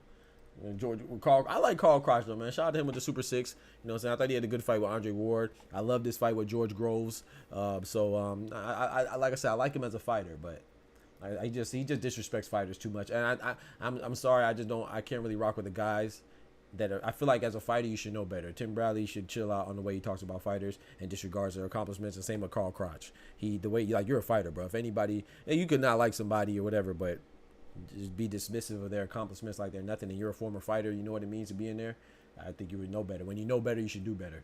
Let's bring up my guy, Irony in the building, man. What's good, brethren? Hey, how you doing? Man, I'm doing good, man. How about yourself, man? Appreciate you joining, man. First off. Awesome, man. Same here. It's good talking to you. Hey, likewise, man. It's always a pleasure to have you in the chat, man. I wanted to speak maybe about Fury Usyk. Let's talk about it. Oh man. Hey, we got Ty here too. Let's talk about it. Hey, how you doing? Oh man. Had a great chat the other day. Yes, sir. Y'all did. I'm gonna sit back and sip my water on this one. Y'all go at it. Y'all got it. I gotta ask one quick question. Sure. Is the substances and the night ladies in play for Tyson? Because I might change the opinion. I can't hear. Can you hear me? Hello? Yes, sir. Yeah, we hear you. Yes, sir. What? I was asking. Oh, okay. Is the substances, white lines, and the ladies in play for Tyson? Because I might have a different opinion. Man, I don't know. I just hope he doesn't F around like he does, the first couple of rounds of that fight. I don't know why he did that. I don't know. What do you think? You think Usyk? I want Usyk to win, but I think Fury's going to win. And I'll tell you why in a second. You asking me or you asking Ty or anybody? Everybody, yeah. I think I'm with you. But I think it's more of a heart thing. I'm not gonna lie, I like Tyson Fury a lot. So, I know a lot of people don't like him for reasons why I like him. I like the fact that he's braggadocious. I like guys that are braggadocious and confident and they back it up. Like Tyson Fury to me backs it up. So I don't like the guys that shit talk. Like no disrespect to Adrian Broner, but I thought that he talked too much trash to not be as good as what I'm saying. Trash. Like I like substance behind that. Right. I need the substance. Thank you. I need the substance. And I think Tyson Fury, despite losing to Alexander Usyk, he has substance and he doesn't go overboard either. You know what I'm saying? He talks trash, but it's all in the confines of boxing. So I think his dad might be a little crazy. He shouldn't be hitting some people. Man, like John Fury's a little wild. But as far as Tyson Fury, I don't. I like him to win in the rematch, but it might be a heart over mind thing. Like I think that going in my mind logically, I'm not picking nobody from the UK over Usyk because Usyk is the boogeyman of the UK. Man, like I said, the UK, true. The U stands for Usyk. Yeah, it's Usyk Kingdom. Like it's not even United Kingdom anymore. UK is for Usyk Kingdom. So I think the smart money would be on Usyk. But I'm going with Tyson Fury again because I like Tyson Fury. So. It's gonna be tough. I noticed something in the first fight. When Tyson Fury started I said this yesterday in a panel with Gas Sports. I saw Tyson Fury started landing the right uppercut. And that shot specifically, Fury didn't react well to that shot. That shot specifically. And if Tyson Fury can just get serious from round one and stop effing around like an idiot, I'm sorry. You know, I think he can, you know, I got a bad feeling, honestly. I think, you know, because I think to warm up real good to do that then. Because, you know, his style isn't conducive to just come out the gate like that. Because if you come out like that, he's sacrificing the later rounds. He gonna need that against a guy like Usyk. That's a good point. Okay. That's a good point, yeah. That's a good point. But I think with Tyson, remember too, like, I want to say, so I'm with you, Ty, on that. On that assessment. I just don't think, I don't really, would you say he started off fast in the first one? Do you think? Because I wouldn't. I wouldn't say he started off fast. He was just jittery.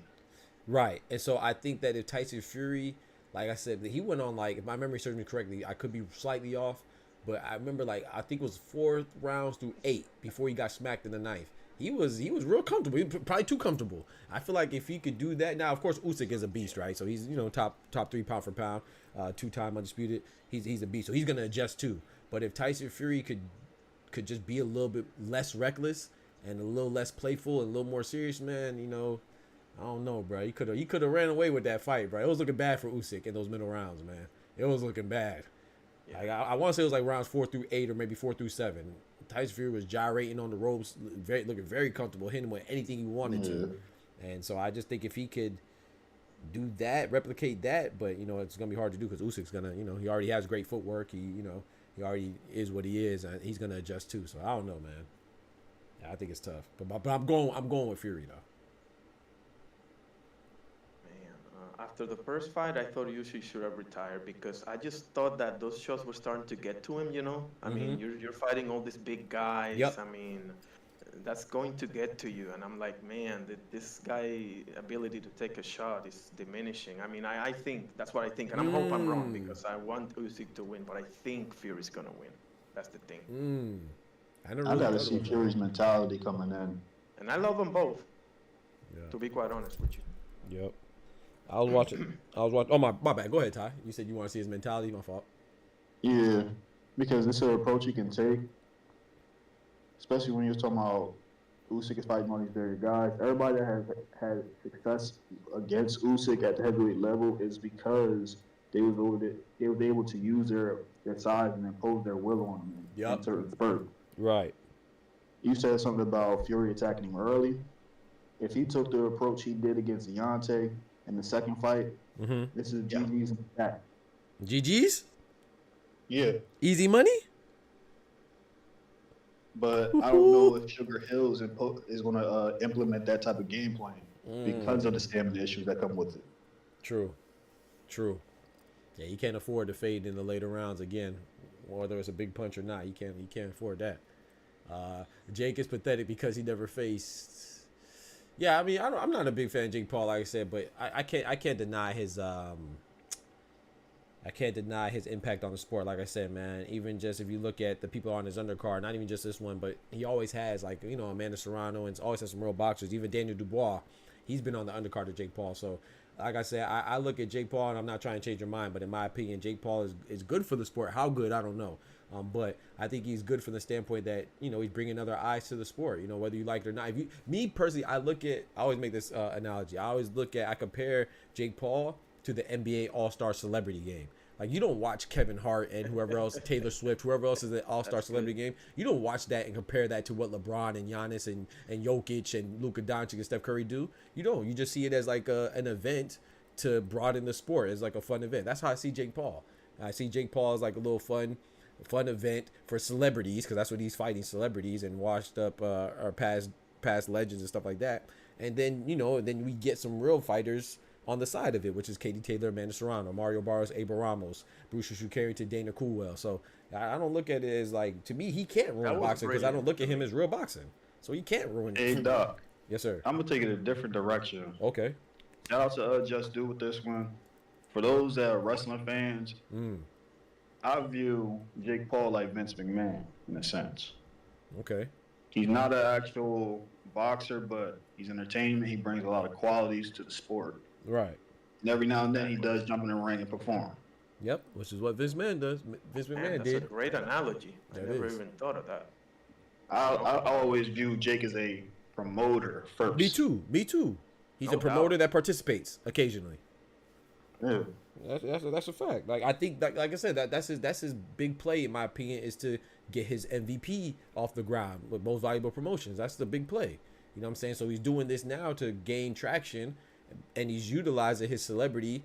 That was has foundation was in whatever social media platform he came from. You know, I don't remember if it was YouTube, TikTok, or Vine or whatever. You know, but yeah, I think he was a Disney kid at first, or did shout to him. You know what I'm saying? Shout to him. You know, I ain't never been no hater, man. So I gotta respect it. I might not like it. Like I said, I only watched 2 of his fights. That was Mike Perry and Mike Tyson because I was streaming. I never watched exhibition. I only as much as I like Floyd. I think he's a GOAT. I didn't watch him and Logan Paul. I don't watch that shit. I like to see top level athletes fight at a world elite class level. You know, I just I'm not knocking it. That's just not for me. So I just watched it now because I'm streaming and, you know, a lot of people watch it. And I ain't gonna lie, I was entertained by the Mike Tyson and Jake Paul fight. You know, but I wasn't. I just don't think. I don't understand how people could be disappointed or think it's scripted. Like the dude 58, bro. You know, 30 years his senior. Like, come on now. What do you expect? Like, scripted People is crazy. Expectations was kind of wild for that. Yeah, that's crazy to me. But you know, when it comes from goofies, you know, then it is what it is, I guess. Usyk, the best fighter on the planet. Nobody beats Usyk. I can agree with that. Yeah, I agree with that. I think he's I mean, you know, like I said, the only people you could argue, in my personal opinion, is in a way in Bud, like because they all have the same accolades as far as their top accolades. The top 2, both all being undisputed 2-weight divisions. I feel like whether you have Usyk number 1, Bud number 2, Naoya Inoue number 3, or vice versa, Naoya number 1, Bud number 3, Usyk number 2, and Bud number 1, I don't think there's any wrong. I think they're interchangeable. I think Bam should be mentioned there, personally. That's crazy. That's crazy. Oh man, the fight irony. Oh Lord, he just shot me in my chest. A well actually moment. That's well actually facts. That's crazy irony. Oh Lord. So okay, I'm gonna ask you a question. So the little guys, nobody loves the little guys. No, I do love Bam. I do love Bam. No, I do like Bam.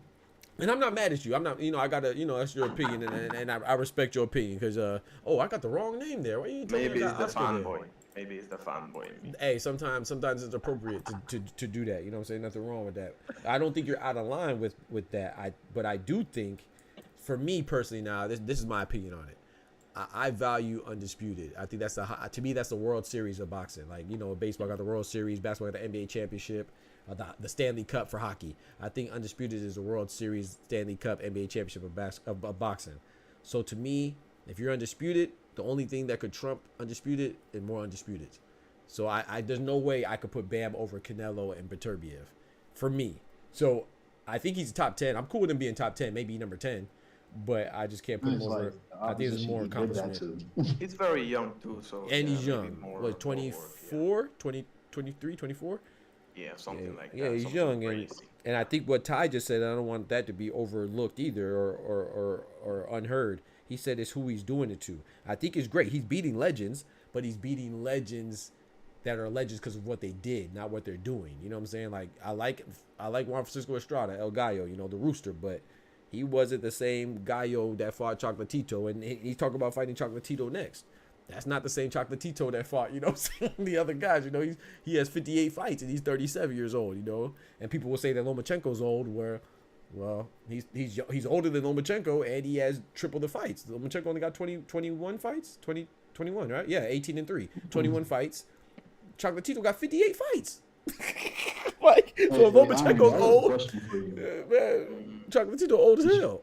I got Since you brought up Bam and whatnot, because you asked Eddie Hearn what happened to the Rumby side fight.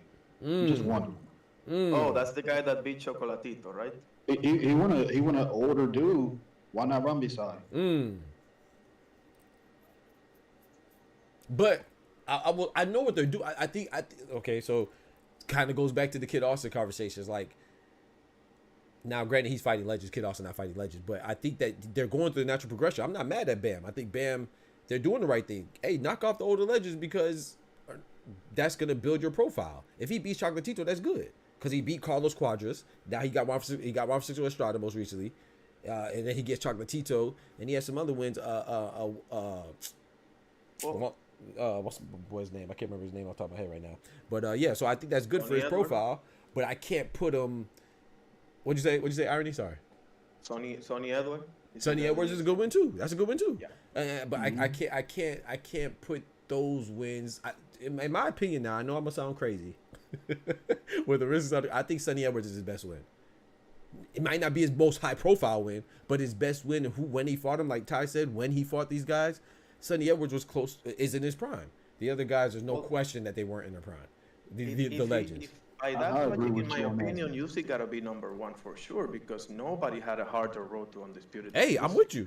If you think Usyk number one, he number one. I have no problem with that. I have no problem with that. Okay. I have no problem with that. I agree.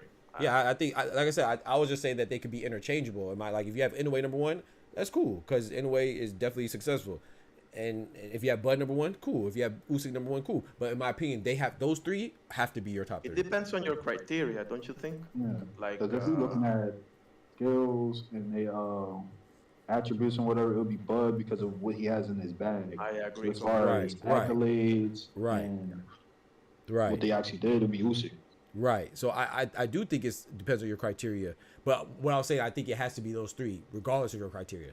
Now, your criteria, in my opinion, would determine who's number one, who's number two, who's number three. But I don't think that there's anything that trumps 2 times undisputed in 2 different divisions. Nah, those 3 have to be top 3. I feel like if I see a list and they don't have Usyk, Bud, and Inoue as top 3 in whatever order you have it, I think that list is ridiculous.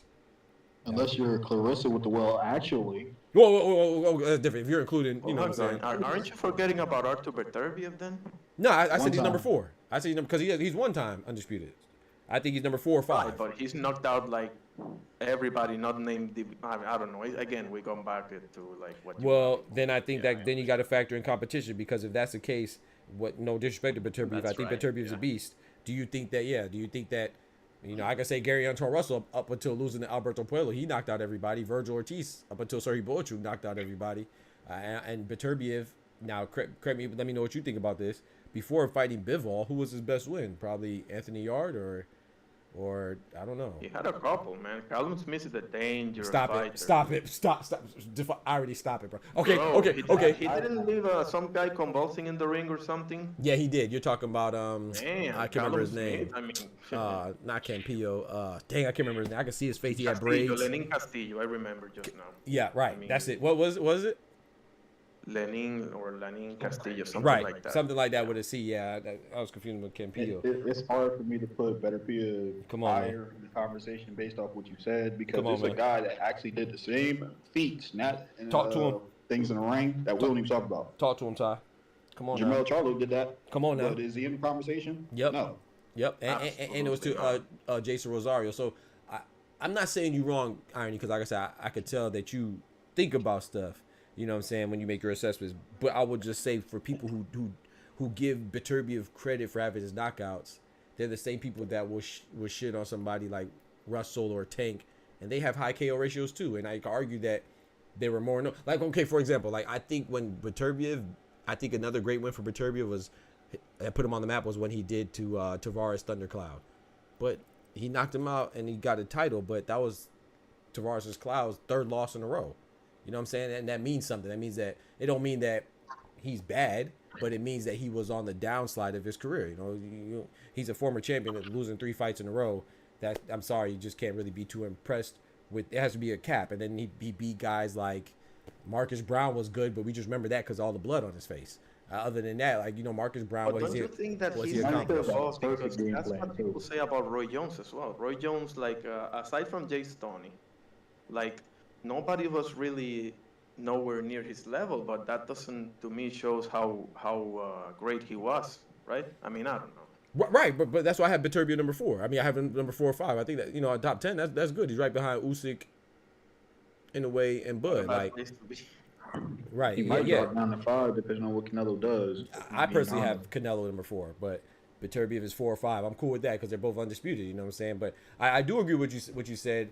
But I think even with Roy Jones, he had him going. Remember, Roy Jones didn't stay at one weight. He went up to heavyweight and fought John Ruiz. But Beterbiev Beterbiev outside of Bivol, like I would say, like shout out to Tech Dub Dad. I think Vazdik is his best win. I've always said that. I think Alexander Vazdik is his best win because at the time Vazdik was coming off of. That's true, yeah, I think that's his best win because Vazdik was a champion and he was coming off of beating the Haitian-born Canadian and Adonis Superman Stevenson.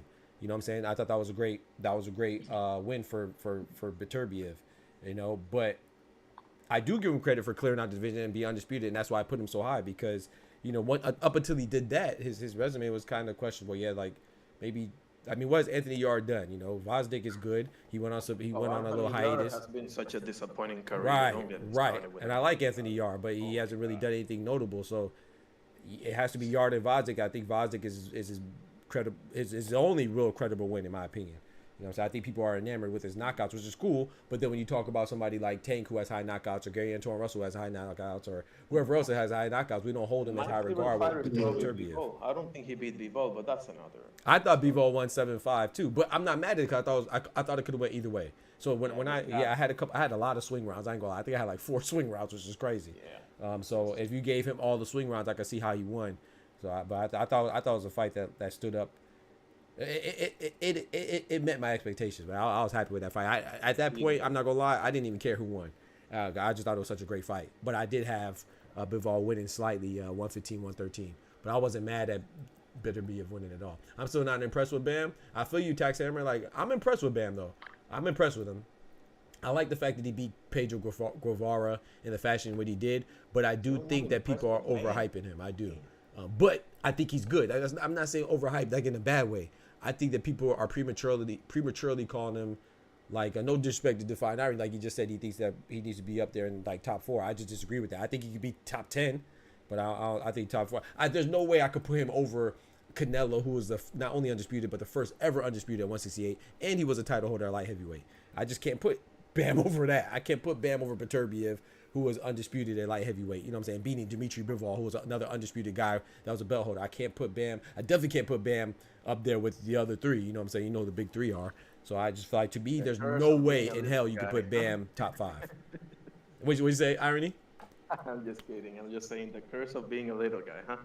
Well, I don't think it has anything to do with a little guy. Yeah. Anyway, he's up there in the top 3. Right, yeah. In a way, he's a little guy. Me personally, you know what's crazy? I know you probably gonna disagree, and I don't mind it. You know. Come on, guys. Are you really gonna say that the little guy, that, like, you know, there's a stigma and there's for a reason? I'm not saying you're like that or you know. Right. But we all know, like, you know, they don't get nearly as much love. That's a fact. That's a fact. But some people do though. Like for me, I have Junto Nakatani in my top 10. But is that the guy that decapitated Jason Moloney? Yes, sir. Yes, sir. Hit him with a shotgun. Bam! Yeah, I love Junto. Or what? Right. Yeah, he's very dangerous. But the thing about Junto, and I've said this before, and Ty could attest to this, I think that once people are prematurely trying to put him in there anyway, and not because he can't handle it or he shouldn't, but I feel like when you're in a division and you have 3 other champions and you're all undefeated, bro, we need to prioritize those fights. I want to prioritize unification first before we talk about Junto moving up. Same with Bam Rodriguez. Bam Rodriguez has Fernando Puma Martinez, undefeated champion in his division at 115. He has Fumuledi Cafu, undefeated in his division at 115. And Bam Rodriguez, he's undefeated at 115. They're all champions. Why not let them fight each other before we talk about Bam fighting Junto Nakatani, who's in another division, who also has 4 different champions, and they're all undefeated? Like, I don't know. I just feel like, man, I feel like we'd be skipping steps with certain fighters. And it could be because he's small, so they want to throw Bam Rodriguez in there with Naya Inoue. But Naya Inoue's at 122. Bam's at 115, excuse me. So it's like, I just think that people, like, but it's like you said, though, I do agree. I think people want Junto Nakatani versus Naya Inoue, or Bam versus Junto, or Bam versus Naya Inoue, because like you said, they don't pay attention to small divisions, so they don't even know that there's other champions in their division that are undefeated just like them because they don't have the name or the backing. So I do agree with what you're saying. Yeah, for sure. The smaller guys don't get the love, but just because they don't get the love, I'm not throwing Bam Rodriguez over Canelo and Beterbiev to compensate for their lack of love. Hell no. I'm not doing it. I'm not mad at it. You know, I'm not here to change your mind and nothing like that. But just for me, there's no way I could put Bam over guys that got undisputed. Where's the love for? Where's the love? Where is the love? Right. Puma was unified. That's another thing too. Puma Martinez was unified. I think I agree. Listening to you, I think I agree. Yeah. I appreciate it. Yeah. It won't. Yeah. Definitely try not to come from an angle of hate or nothing like that. 'Cause I like Bam Rodriguez. I just think. Come on. Man. Yeah. I think he'll get there. Trust me. Yeah. I appreciate it. Yeah. Facts. I appreciate it, bro. Appreciate you. Appreciate you giving me a chance to elaborate. What you say, Ty? Sorry. I was saying this definitely moves Bam can do to get his name up. When you say there's no love for the little guys, it's kind of a reason why. People question the fighters in their pool that's available to them, and a lot of times these dudes don't fight each other. Yeah, and it goes overlooked. So you could argue that sometimes it's a benefit that their lack of coverage could be a benefit, like because right now, like Oscar said in the chat, Puma was unified. That's a fact. He had 2 belts. He had the IBF and the WBA. Right, he vacated the IBF because he wanted to go for a more lucrative fight in a rematch against Kazuto Ioka. So that's why that fight is happening December 31st. But no one is paying attention. He called out Bam Rodriguez, but no one's paying attention because he's going to fall through the cracks because he's a little guy. So Bam Rodriguez, not saying he's going to do this because Bam Rodriguez is also in his defense. He said that he wants to prioritize unification. So shout out to Bam Rodriguez. But you have Eddie Hearn and Matchroom and your promoters that want to do their thing too, go for the more lucrative deals. But with Puma Martinez, he called out Bam Rodriguez, but no one's gonna say anything. That's gonna go under the radar because no one's looking for Puma Martinez. You know what I'm saying? So if Bam Rodriguez does decide not to fight Puma, he's not gonna get any pushback. So you could kind of see where he benefits from the lack of coverage too. You know what I'm saying? Meanwhile, if you are a bigger fighter in a bigger division, like let's say 154, and Bud is calling for Bakram's unification, and Bakram denies it, or let's say Bud denies it, then you're going to get pushback because people going to notice that. You know what I'm saying? But they're not going to really notice. I haven't seen anybody really. I'm not saying it doesn't exist, but I haven't seen anybody talk about Puma Martinez calling out Bam. I talked about it, but I ain't seen nobody talk about it. They treating him like Cersei Ramvisar right now. Right. They're just overlooking him. And that's a benefit of being a small division. So I'm from Puerto Rico, right? And I live here. And we have a guy, probably the most accomplished boxer is Ivan Calderon. Okay. But he doesn't get nearly as talked about as much as Tito, Cotto, all the usual suspects, right? The Wilfredos, etc. Yep. And I'm like, and that's when I started and I actually met Ivan Calderon, absolute gent of a guy, etc. That's what's up, man. And I'm like, man, how I don't know. Maybe that's just how it is. It'd be different if he had Bob. It'd be real different if he had Bob. Yeah. Promotion changes a lot of things. Yeah, promotion. Yeah, unfortunately. Oh, or fortunately, sometimes. Like Bob Arum. Yeah, Bob Arum. Yeah. It's a big difference working with Bob Arum than Juan Arengo. Interesting. Gotcha.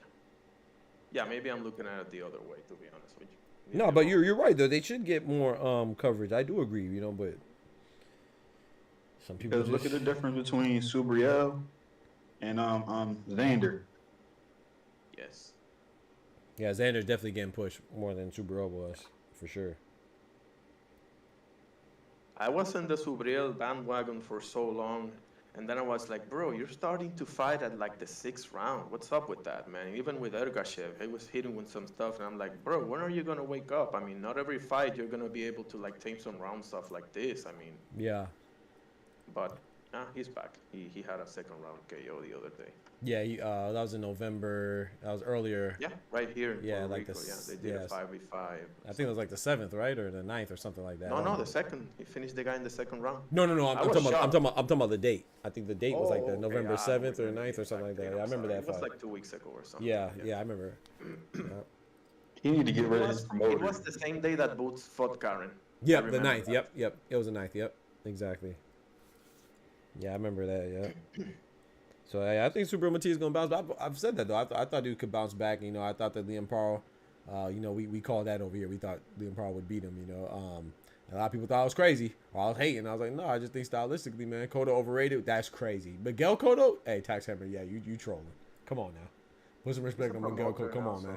That's one of my favorite fighters, man. Relax. You talking about his brother? Yeah, maybe talk about Jose Cotto, maybe. Not Miguel Cotto. Maybe you talk about Jose Cotto, maybe. Oh, Jose is the crazy one. Yeah, maybe you talk about Jose Cotto, bro. Ain't no way you talk about Miguel Cotto. Come on, Tax. Definitely not talking about Miguel. That's crazy, bro. What's Cotto's biggest win? Yeah. Oh man, crazy. how much time you have? And I'm telling you, bro.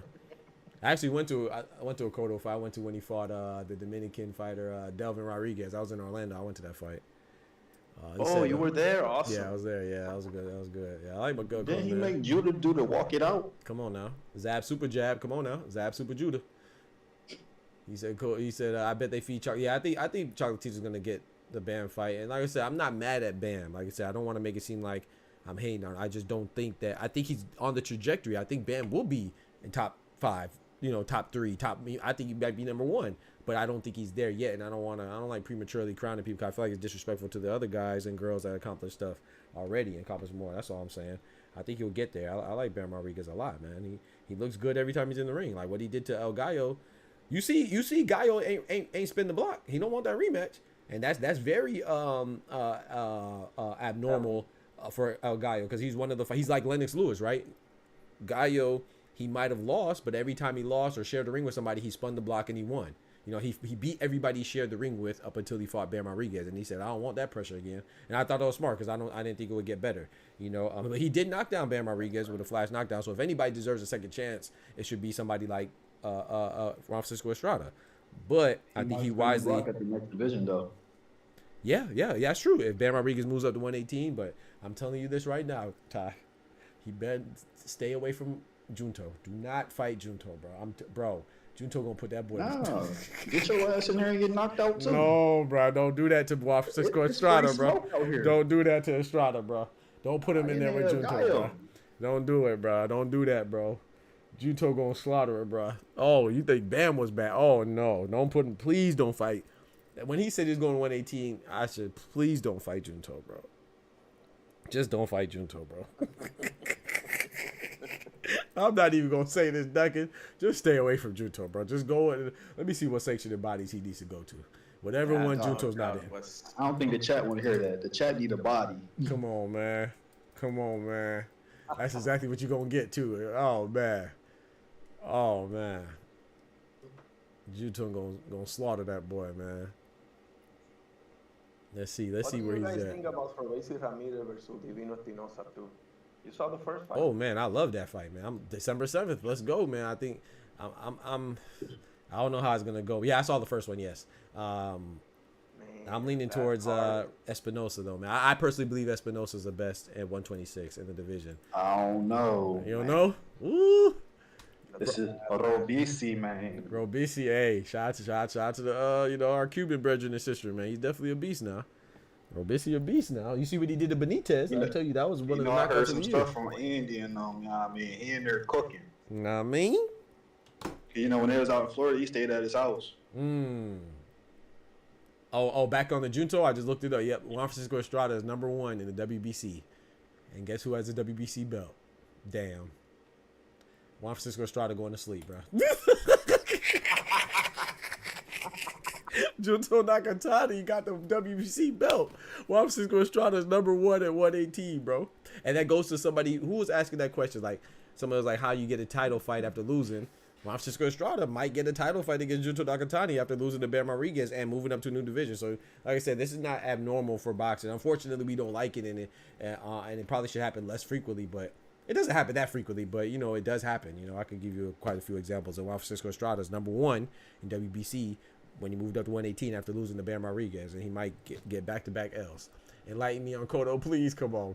I'm not even going down that road, Tax Hammer. Come on, you know better, bro. Yeah, he talking about Miguel. You know which one he's talking about. Canelo to dance some salsa in the ring for a second. He disrespectful, bro. You disrespectful, Tax. He must be talking about Josecito Cotto that work at the Josecito. Little Jose, man. He gotta be, bro. You disrespectful, bro. But let's go back to Robisi Ramirez and as often as they throw the bomb. Huh? What'd you say, Irony? I missed it. Oh, they throw that overrated word and the bomb word. It's so yeah. days, bro. Yeah. And it's like Jesus. You wildin', Tax. Yeah, you wildin', bro. I ain't even gonna entertain that, man. Come on now, Miguel Cotto. Come on now. Fundora got half the belts. Yeah, he lost. Yeah, facts. Fundora, I forgot about that one. Fundora came off a L knockout loss to Brian Mendoza, but circumstances made it to where Tim Tszyu was fighting Keith Thurman. Keith Thurman sustained an injury. Sebastian Fedorov was ready to fight on that card as well. True. Got moved up, and then he beat Tim Tszyu. Like that was, bro. I'm talking about Fedorov, man. He should have played the lotto. Because that was a crazy series of events, man. He came up a knockout loss, got a title fight. Huh? Can you think about two guys more different? You feel me? Than Thurman and Fundora? Right. That's crazy, bro. And like, bro, he talk about capitalizing off of your opportunities, bro. Got knocked out, got a title shot for 2 belts, and then capitalizing one. Now, granted, you know, he had the cut that was sustained, but it wasn't malicious intent. It was an inadvertent cut. So that's not Sebastian Fedorov's fault. You know what I'm saying? It is what it is. Unfortunately, it did handicap my boy Tim Tszyu, but Sebastian Fedorov capitalized, bro. That like I said, he should have played the lotto, bro. He was on a hell of a streak, bro.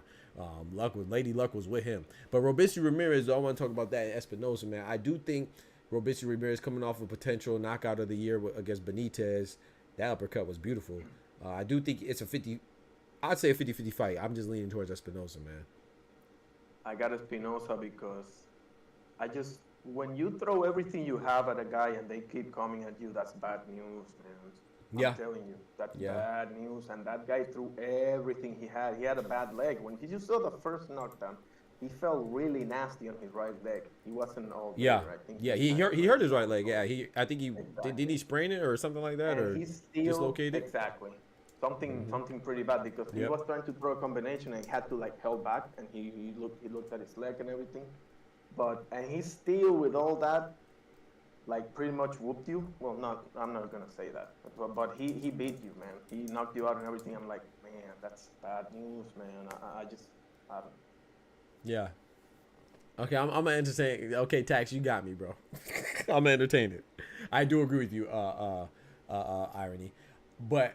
What's wrong with beating? Lost all his fights to make. Okay, so Ali lost twice to Norton. So Ali's overrated as well. Yeah, that's crazy, bro. I ain't gonna lie. Like you said Cotto beat Paulie, Zab, Sugar Shane, and Martinez. He said that's like those are great. Yes, those are great wins. Paulie Malignaggi was a former champion. Whether you like him or not, he was a former champion. Zab Judah's a former champion. Sugar Shane Mosley, I don't think he was that old, but yeah, he was older. But he was still a champion multi-divisions. Sergio Martinez, that's Sergio Martinez's fault. It wasn't that Sergio. I disagree that he was old. Well, Sergio Martinez was never young, really, because he picked up boxing late or whatever, got big late, I should say. But more so than he was old, it was his knee injury. If you go into a fight injured, that's your fault.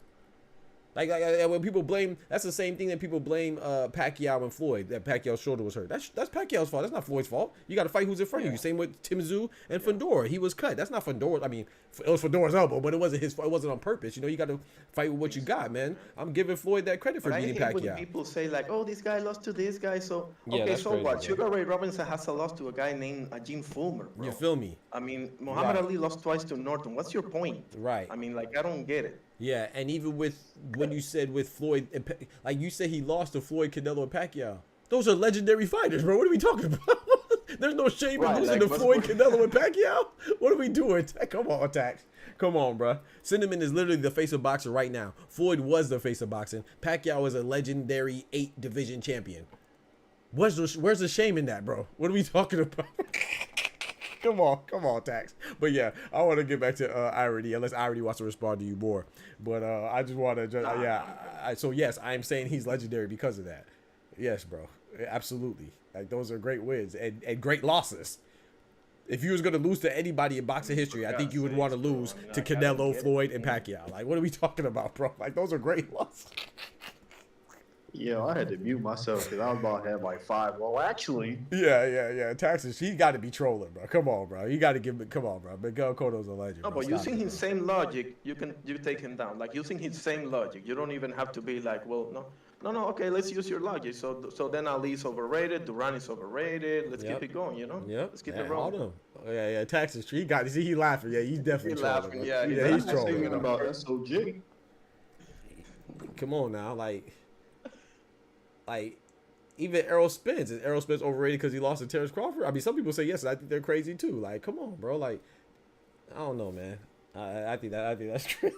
Yeah, you trolling, bro. Cotto got upset by C-level fighter Saddam Ali. Well, like you said, if they were old, then you got to say that Austin Trout was a young bull, man. That was his win that put him on the map. Austin No Doubt Trout when he beat Miguel Cotto. That was his That was his sensational win, you know, and I don't think there's shame in that. But then again, I also think that Austin No Doubt Trout was good. I was actually one of the people that thought that Trout and Canelo fought too early. I wish it would have been a little later because I thought that they were both on a trajectory to make that fight a potential super fight. Maybe not a mega fight, but a super fight. I thought they personally fought too early, and look what it did to Austin Trout. He never recovered, right? He foolishly, maybe not him, but his handlers, right after he lost to Cotto, who would he fight? Arizlandi Lara. Like, why would you do that? Like, why would you do that? You know what I'm saying? So I sometimes when you get a loss, that's why I do like when some fights marinate, because I think that Austin No Doubt Trout, I think he was definitely set back and he didn't recover from that Canelo loss, which is not a bad loss. That grows well, right? You know, so Austin No Doubt Trout, I think was good, but you know, he just had some bad career. He's a champion in bare knuckle boxing today. Yep, champion in bare knuckle fighting. Yep, he's definitely a champion. I watched that fight too. Shout out to Austin No Doubt Trout. I respect y'all takes, but I just think Cotto's overrated. Hey, I mean, hey, you know, I ain't here to change your mind, man. For sure. I think that's crazy, man. I think you know, Sugar Shane, like, rest in peace to Vernon Forrest. You know, Sugar Shane had some losses, and I think he's great. Now, I do think, now this is my personal opinion, Tax. I'm not here to change your mind. That's crazy. I'm not here to change your mind or make you think differently, but I will say sometimes we speak too whimsically on greatness. Like even when you said he lost to Pacquiao, Floyd, and Canelo, like those are all three of those fighters are gonna go down as one of the best fighters of history. You know, so that's like saying you got beat by MJ and LeBron. Right. I was just about to say that. That's like knocking me if Steph Curry played Jordan 1-on-1 and Kobe 1-on-1 and Giannis 1-on-1 and he lost. Is he not still great? Like, he didn't lose to Joe Smo. He didn't lose to the guy that's not starting on the, you know, or on that barely made the team, you know. So I just think that, like, you know, being great comes so few and far between. And sometimes we look down on if somebody's not as great. Like, for example, like I always say, George Kambosos. You know, I think George Kambosos is a good fighter. People say, oh, well, you know, he's not good compared to Devin Haney and Teofimo and whoever else was a champion at the time at 135. Gervonta Tank Davis. Like, you could not be as good, or Lomachenko, right? You could not be as good as other champions. That doesn't mean that you're not good at all. You know what I'm saying? I don't think he's as good as Shakur was at 135 or Tank was at 135 or Loma 135, but he was still the champion. He was weak relative to the other great champions, but that doesn't mean he's a weak fighter. He's still a champion. So I still think he's good. So same with Cotto. Like, Cotto may not be as great as Floyd or great as Pacquiao or as great as Canelo, but that don't mean he's not great. Yeah, I think, yeah. I agree. Margarito destroyed his face with the Thanos gloves. Yeah. with the what gloves? The Thanos gloves? I ain't never heard that one. I like it, bro. Yo, he said he destroyed his face with the Thanos gloves. Cotto Fire, he got criminally damaged before Pac-Man. Margarito, yeah, facts. Like, yeah, Margarito was cheat. That's the thing with cheating. If I put gas in my hands, I would desroy somebody's face as well. That's cheating, bro. That's cheating. And I like Margarito up until that point, but, like, bro, I'm very consistent, man. I know people might disagree with me, but I'm very consistent, bro. I don't tolerate cheating. I didn't like Margarito after that. I don't like Ryan Garcia after that. I don't like Conor Ben. Cotto, to me, I know people might say the hypocrisy because I like Canelo, but Canelo went to court, and I value that. He went to court, whether you believe it or not. The court, he believed in his innocence or mistake so much that he took it to court and he won the appeal. That's why him and Triple G fought the second time in September, as opposed to fighting a year later after he got caught with it in March or whatever it was. That's why his suspension was severely reduced. Same with Alicia Bumgarner. They went to court and they proved that it was unintentional. Ryan Garcia didn't do that. And it's so funny to me that, like, with Margarito, I think that Margarito cheated, and I don't, you know, I wish that win was taken away from Cotto, but it was never proven that he cheated against Cotto. It was proven that he cheated against rest in peace, Nazim Richardson and Sugar Shane Mosley. But we still think that he cheated. I think he cheated. Wrong too early. Right. So I think that yeah, I can't knock Cotto for. I think that loss should be removed from his record. You know, I think everybody's loss. I'm gonna be honest. I think everybody's loss to Margarito should be removed. And once you cheat, bro, I don't know if you cheat. You know what I'm saying? I think every single person's loss. If you lost to Margarito, should be removed. That's how I feel about it, bro. But go ahead, Ty. People always talk about Cotto didn't sue. Come on, but bro. That litigation went through. Talk to them. They don't know that. They don't know that. Bro. They don't know that, bro. Because they think because something didn't go through or they're not familiar with it, that something didn't happen. No, Devin Haney is Jacobs. This is stud. Oh, I'm sorry. Go ahead. let me finish this and I'll let you go. Devin Haney is not the pioneer for suing boxers. He's not the trailblazer. He's not the first one to do it. Steve Cunningham sued Antonio Tarver when he tested positive for PEDs in their fight. Lomachenko, speaking of Devin Haney, he tried to appeal his loss to Devin Haney. Same with Vladimir Shishkin against William Skoll. That fight just happened. So this is stuff that happens. Just because you don't pay attention doesn't mean that it doesn't occur. But that's people would rather be ignorant and wrong and feel right than actually be correct. But go ahead, Irony. What were you saying? I think you're responding. I was saying that guy saying Danny Jacobs a legend because he was a two-weight champion but lost all his big fights. That's crazy. I think we're going from legend to overrated. We're skipping a few levels here, right? I agree. Danny Jacobs gave Triple G a hell of a fight. Absolutely. And he gave Canelo with all the dehydration. That's my thing with Canelo. I don't care about whatever, but talking David Benavidez and a couple of stuff, I just can't. But whatever. To me, he can be a pretty good fighter. He can be a B+ fighter. Mm-hmm. I mean, what's wrong with that? Literally, like 6 people in the world can beat you. That's it. Nobody else. Like, right.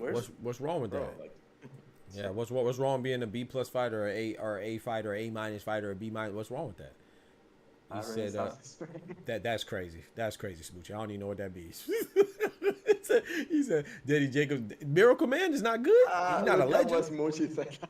Come on now, Tax. You don't think Danny Jacobs is a good fighter? The Miracle Man. Shout out to Danny Jacobs, man. I met him in Vegas too, man. Good dude right there, man. I don't think that he's a legend, no, but he's a damn good fighter. Absolutely.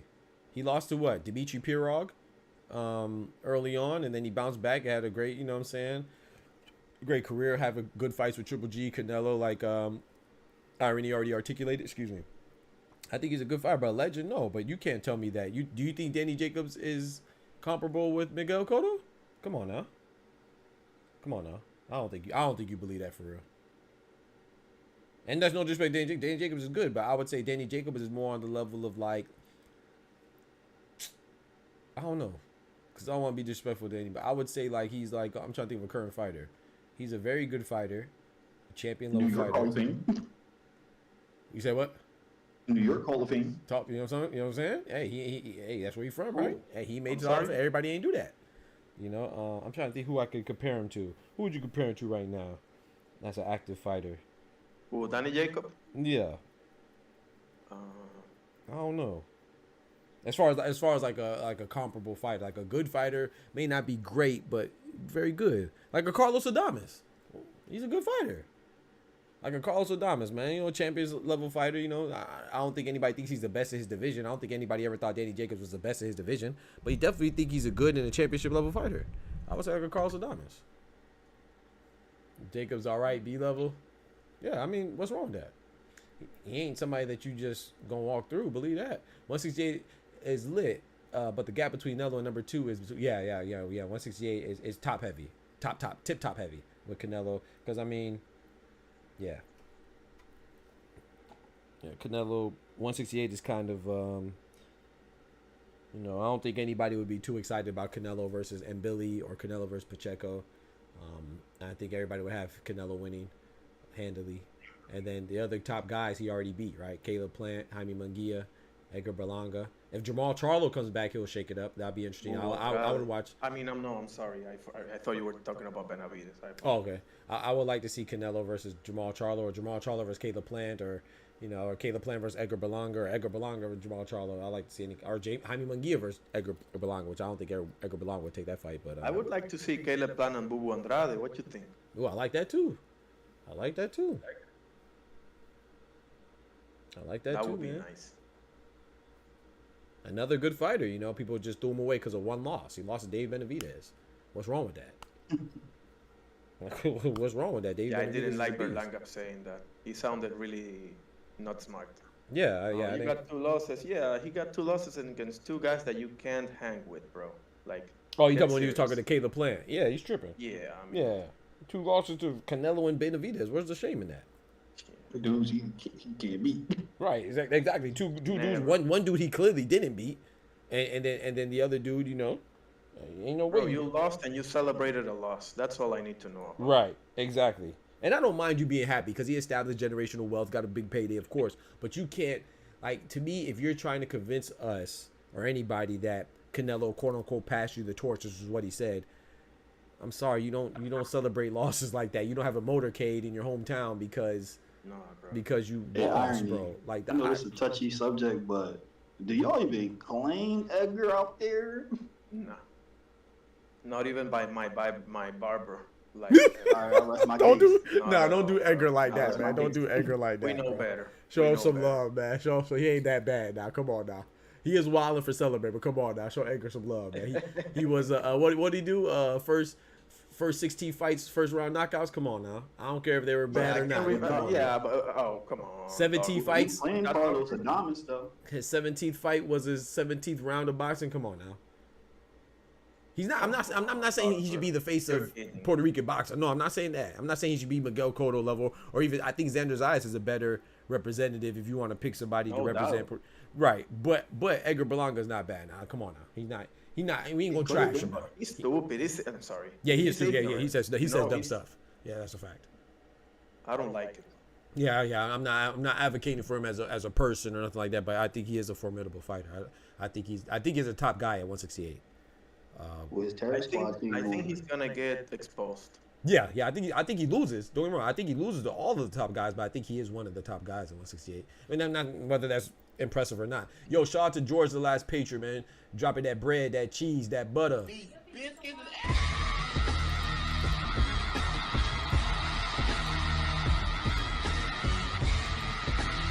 My guy, man, dropping the graffiti on the chat walls. I appreciate that, George the Last Patriots, man. He said, who replaced Gabriel Rosario as the best middleweight journeyman? What'd you say? No, WJ here. Berlanga fought Cans. Absolutely, he fought Cans. Yeah. I Facts. remember one of them. Yeah, facts. Yeah. Facts. Let me hit this super chat. He said, who replaced Gabriel Rosario as the best middleweight journeyman? Oh, no, I think Gabriel Rosario is one of the best journeymen, best gatekeepers in boxing, man. I like Gabriel Rosario. Gabriel Rosado. I mean, that's what I think he meant. I think he meant Gabriel Rosado. That's what I thought of. Gabriel Rosado, I think. Is that what you talking about, George? Gabriel Rosado. Rosado's name. Yeah, I like Rosado, man. He just had a fight. I think it was an exhibition. Can someone check that? He just had a fight on the undercard of Guillermo Rigondeaux versus Danny Aguero like a couple weeks ago. Or maybe it was like a week ago. Was that an exhibition or was that a real fight? I think it might have been an exhibition, but he lost that. So I remember from the screen, it was an exhibition. It's an exhibition. Okay, so he might still be getting that fight in Puerto Rico against Edgar Berlanga because that's who Edgar Berlanga was targeting. So maybe that was just an effort to get in shape. I don't know. But he definitely lost the exhibition. I just didn't know if it was an exhibition. I think it was an exhibition, yeah.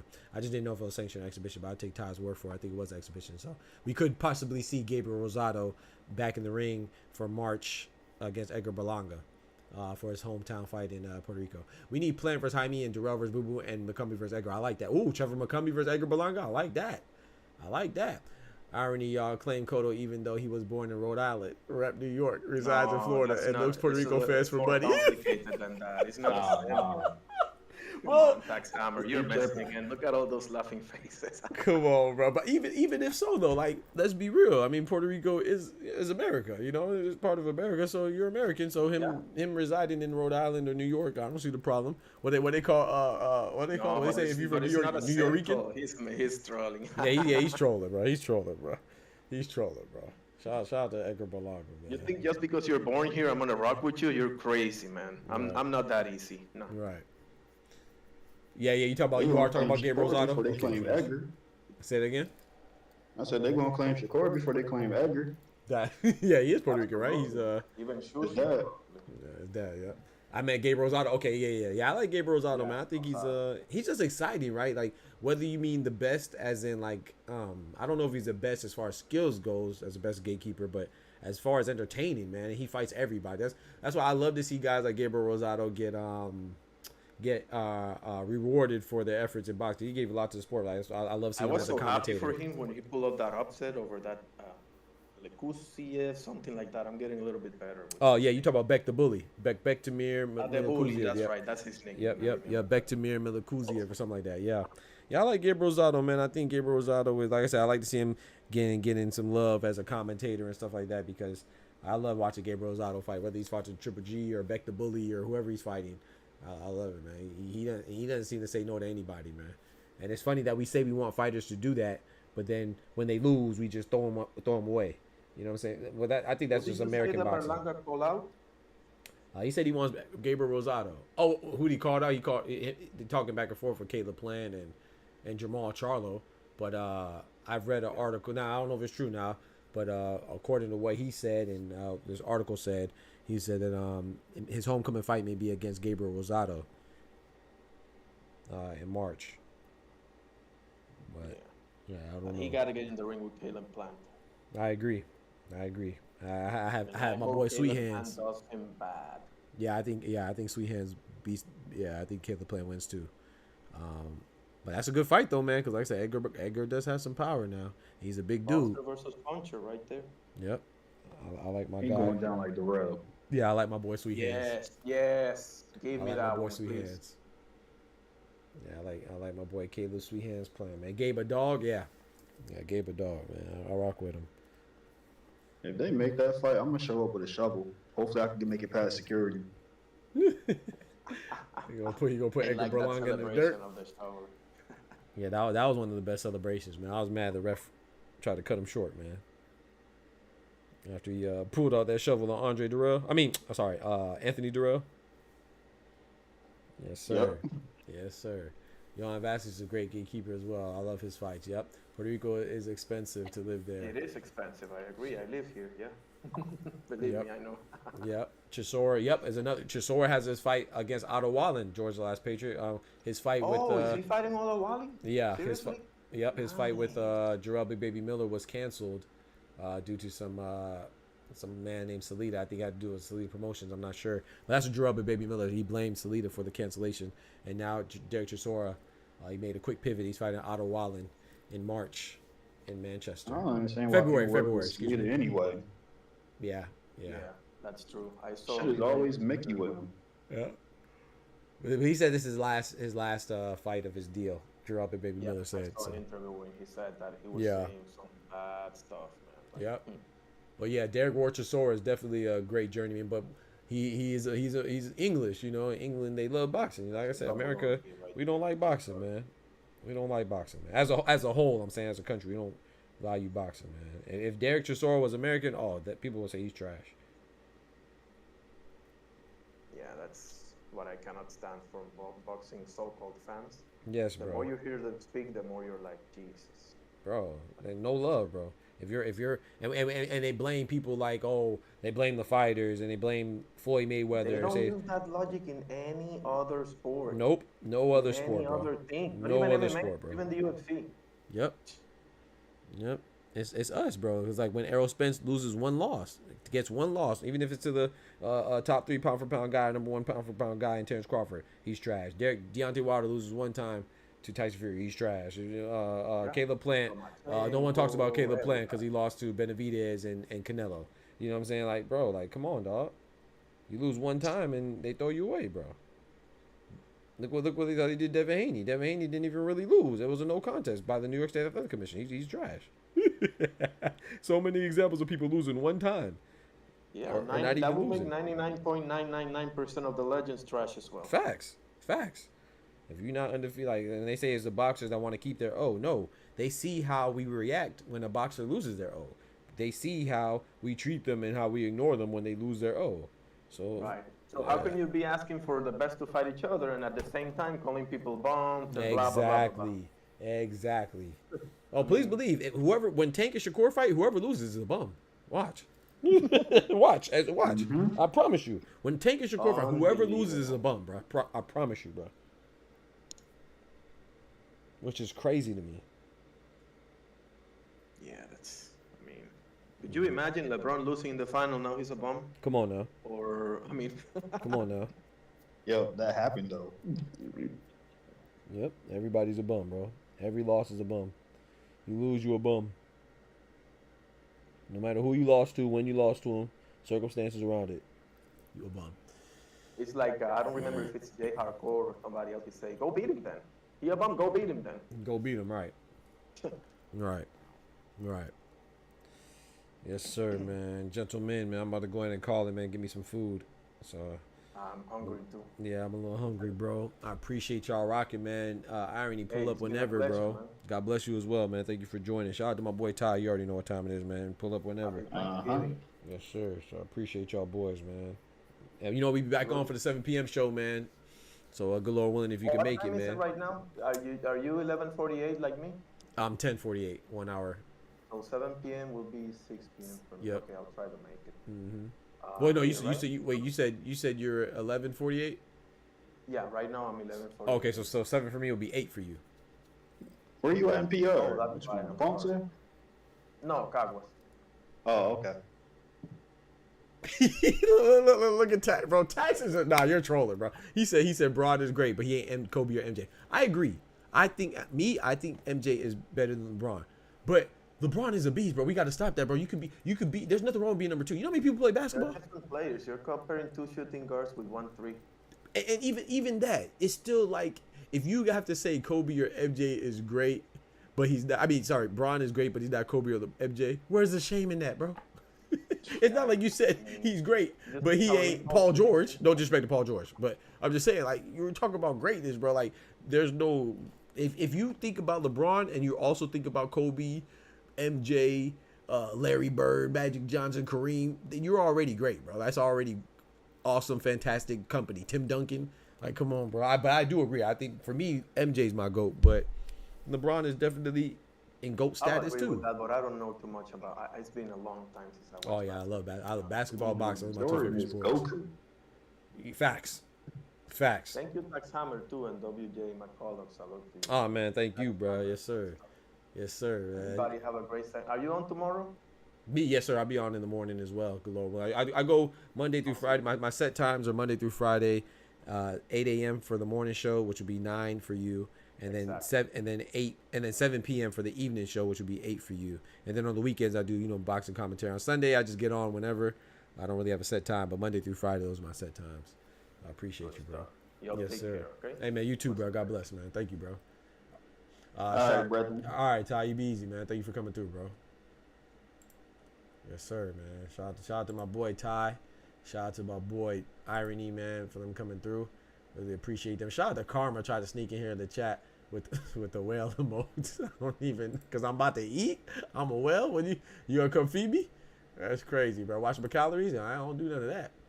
I need help. You heard me. I need help. So in that regard, I just eat what I want. That's why I work out. So I can eat what I want. You feel me? I ain't got to worry about counting calories and stuff. Like, no disrespect to anybody who does. That's dope. I do need to work on, if I could definitely improve my diet. But yeah, she always talk about whales. Ty funny, man. Ty, I never forget. Shout out to Ty, man. Ty be holding me down, man. She put the whale and then you put the cat or something like that. No, she put the cat in the whale. Then you talk about whales and cats. Hey, yo, Cara funny, man. Y'all funny, man. Y'all funny. Y'all be freaky deaky in the chat. Is Braun the greatest Laker? If not, then he's not the GOAT. Isla said if he's the greatest Laker, I don't think he's the greatest Laker. I don't think he's the greatest Laker. I think, in my opinion. But I will say this too. I think that this is my personal opinion now. I see what you're saying, Isla, but I don't think you have to be the greatest Laker to be I don't think you have to be the greatest on your team to be the greatest. Like, for example, LeBron's better than D Wade, but is LeBron? I'm talking about overall as in the pinnacles of basketball. D Wade's a great player. I don't think anybody would have D Wade over LeBron as far as their status of being the GOAT, right? But D Wade's the greatest Heat player because the majority of his career was with the Heat. So with Kobe, I think Kobe is the greatest Laker, even above Kareem. But if I'm ranking players, I put Kareem, rest in peace Kobe, I put Kareem above Kobe. But the greatest Laker to me is Kobe. Just because he spent the duration of his career, the entirety of his career, and how much he gave and contributed to the franchise and the success. So I think Kareem is a better overall player, but just because he was a Laker don't mean that he's a better Laker. You know what I'm saying? So even though I agree with you in this case, I don't think that's indicative all the time of not being better than somebody overall just because you weren't the best representative on that team, if that makes sense. You know what I'm saying? So like Jordan, I think it works for Jordan because I think Jordan is the best Bull ever and the best basketball player. But I don't think it works in every case. Like, If that makes sense. Yeah, you know me, I'm from Florida, so I rock with Wade. I like Wade over LeBron, but Wade's not a better overall basketball player than LeBron. You know, maybe there was a time that was an argument when they were both active and Wade was winning championships and stuff like that. But I think LeBron surpassed Wade, objectively speaking. But I do like Wade as a basketball player more. You know, I'm a Floridian, so said you can't outwork a bad diet. Well, then come do something about it then. You know what I'm talking about? You be talking. You'll never be solving nothing. You know, I'm an engineer. You know what I'm talking about? You're a problem identifier. I'm a problem solver. You know what I'm saying? You be talking about my diet and all this other stuff. Well, come help me fix it, cousin.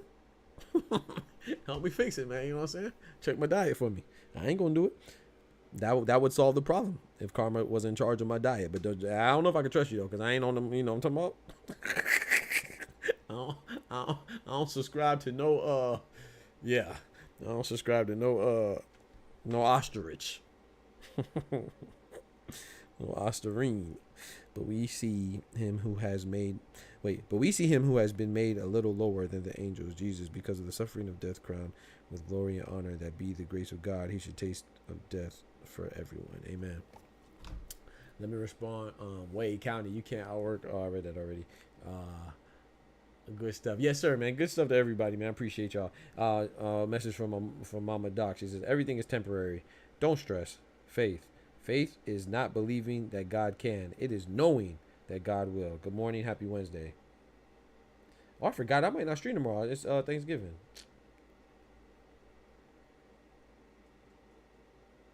Hump day.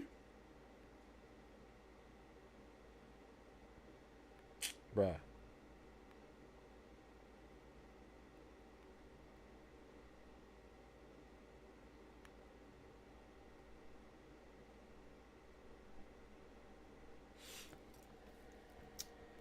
The problem needs to be identified in order to be sorted.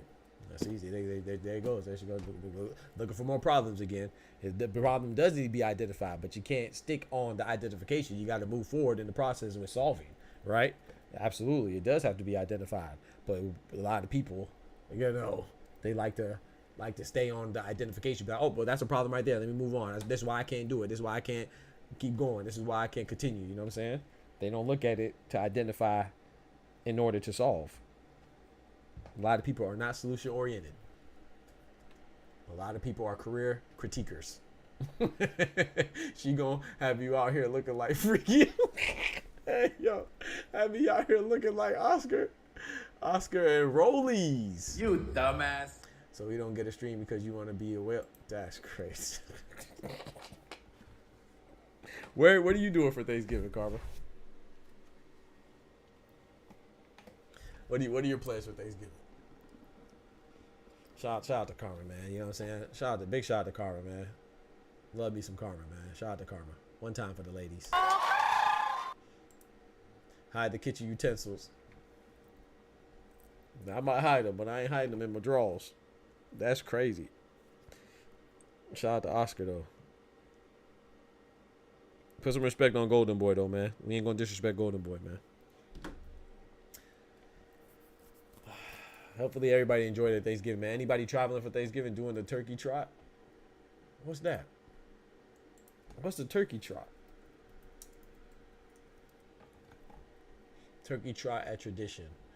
Let me see. Turkey trot are foot races, usually of the long distance variety, held on or around Thanksgiving Day in the United States. The name is derived from the use of turkey as a common centerpiece. Yeah, whatever. Okay, I get it. That's cool. That's what's up. That's dope. Where is that at? Is that at multiple places, various locations, or is that a specific location in the U.S.? You just get out there and start walking, or is it like a parade? I mean, like an organized walk. Oh, it's everywhere. Oh wow, there's actually one where I'm at. Oh, there's one in my area. So it's at various places. Turkey trot. Oh, y'all wildin'. You about to be trotting while you supposed to be eating? Nah, hell no. This tradition may need to be moved to another day. Like maybe a couple days before, maybe the weekend of. You know, it can't be on Thursday. Let me find out this is on Thursday. They wildin'. The turkey trot tradition organizers so excited. When is this? The 5K, yeah, your boy run 5Ks now. You know what I'm saying? Me and my dogs ran 5Ks before. Come on, we ran it on our own and we ran it organized. Stop playing with me. I get it in. I haven't ran a 5K in a minute though. Tampa Turkey Times. Oh, so they have one in Tampa too. They have one in Clearwater. Okay, so it's all around. Huh. I'm unfamiliar with turkey trot. They didn't do one in, oh wait, this is 2024. I'm about to say they ain't do one in 2024. We're in 2024. I see recap for 2021, 2022, 2023. So in my area, they're doing this in 2018. Okay, been consistent ever since. Yeah, I ain't trotting. I'm supposed to be eating. No sirski. Hey, we gonna have to. I'm gonna have to take a rain check on the trot. No sir. My aunt did that 1 year and broke her toe. Gosh, you see? No good deed goes unpunished. You out there trying, you're supposed to be eating. No sir. Oh yeah, it's all over the place. You doing it in Austin, okay? Austin, Texas. Oh yeah, this is dope. I've never heard of this. That's crazy. So you learn something new every day. 1 month for anybody to come. Yeah, 1 month, man. You come back December, right? December 24th, Christmas Eve for us Americans and those who indulge in Christmas and other holidays of the pagan variety. Her best friend set her up, didn't have the proper footwear on. Oh man, my toenail popped off last year. You see what I'm talking about? Funky ass feet. My aunt did. I'm sorry about your aunt though for breaking her toe though, man. Shout out to Auntie Ty, man. Hopefully she had a swift recovery after that. Best friend set her up. She didn't have all the proper footwear. Yeah, but you can't be out there doing a 5K in sandals. Now you got to have on your New Balance or something. You know what I'm saying? Your K Swiss at least. You know about them Reebok Classics, them soldieries though. Doc not trying nowhere unless it's applied. You talk to him. Talk to him. Talk to him. I'm talking about beans, greens, potatoes, tomatoes. I'm not going. You crazy. You can walk all these days. You want to walk on the 20th? No. You want to walk on the Thursday where turkey's involved? No, sir. You could walk all them days. A whole lot of days. You could have walked 364 other ones, to be exact. Excluding leap year. You know, there's 364 other days you could walk on. You want to walk where we supposed to be eating. Beating feet where we supposed to eat. No, sir. I'm not going. I'm not going. Not the feet, funky ass feet. Oh, sir, Doc. She was trying to be cute wearing Uggs. Ah, God bless Auntie, man. She ain't know what she was getting into. Wearing them Uggs like Devin Haney. That's tough. That's tough. God bless her though, man. But yeah, I'm about to go ahead and call it, man. Yams, don't forget the you feel me? You gotta have it, bro. The candy yams too, Dub. Come on now. Talking about they walking. What's wrong with her? Carmen, you better get some business. You better walk Friday. I bet you gonna be at the Black Friday sale though. Crazy. You wanna walk? You supposed to eat, but I bet you ain't gonna walk. Yeah, you better get your 5K in when you at Best Buy and stuff at Walmart. I know you're going to Black Friday sales. Get your 5K in while you're walking, while you're shopping. Ain't no way I'm about to be walking. But shout out to you though, man. That's dedication. You feel me? I respect it, man. I respect it. Because if I was walking, I'd be walking with a plate. Somebody got to be driving behind me with the food in the trunk. I'll walk and eat now. I'll do that. Mind your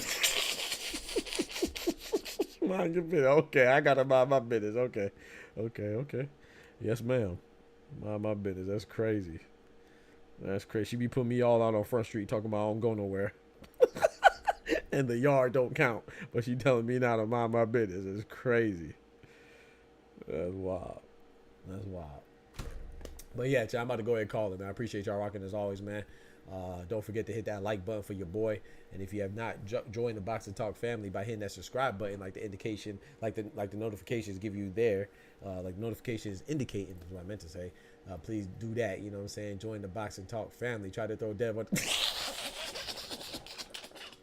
My bad. You right. That was a little low. You right. That was low. She was wearing Uggs like Tom Brady. There you go. Wearing Uggs like that was low. You right. That was low. Before I slide though, man, I want to shout out some of those that show some love in the chat. You know what I'm saying? By throwing some graffiti on the chat walls and reading up on the membership, man. Shout out to Tech Dumb Dad for being a member for 5 months, man. Reading up to that General, the Lion Gang General. Let's get it. We got Smoochie, a first-time member. You know what I'm saying? Joining the Warrior Gang. You know what I'm saying? I'm a warrior. She a warrior. And we shout out to my boy Oscar, man, dropping some graffiti on the chat walls with the big $10. Shout out to Cito for the $2. Shout out to George, the last patriot, for the $2, man. Thank y'all so much for the extra love that y'all showing. Help us keep the lights on around here. We appreciate all the love in general. Like I said, don't forget to smack that like button. That's free. You know what I'm talking about? Helps us grow. And yeah, man. But most importantly, before you hit that like button, remember, or while you hit that like button, or after you hit that like button, more importantly, remember, with God, we can do anything. Without God, we're nothing. The doctor's out. Peace. If I don't catch you before Turkey Day, man, happy Thanksgiving to all y'all, man. Y'all deserve it, man. Get your belly full or get your walk on. Go ahead and walk it out with Karma in Austin. You know what I'm saying? I'll walk it out another day, but not on Thursday.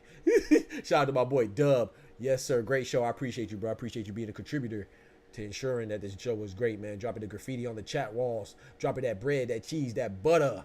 These biscuits.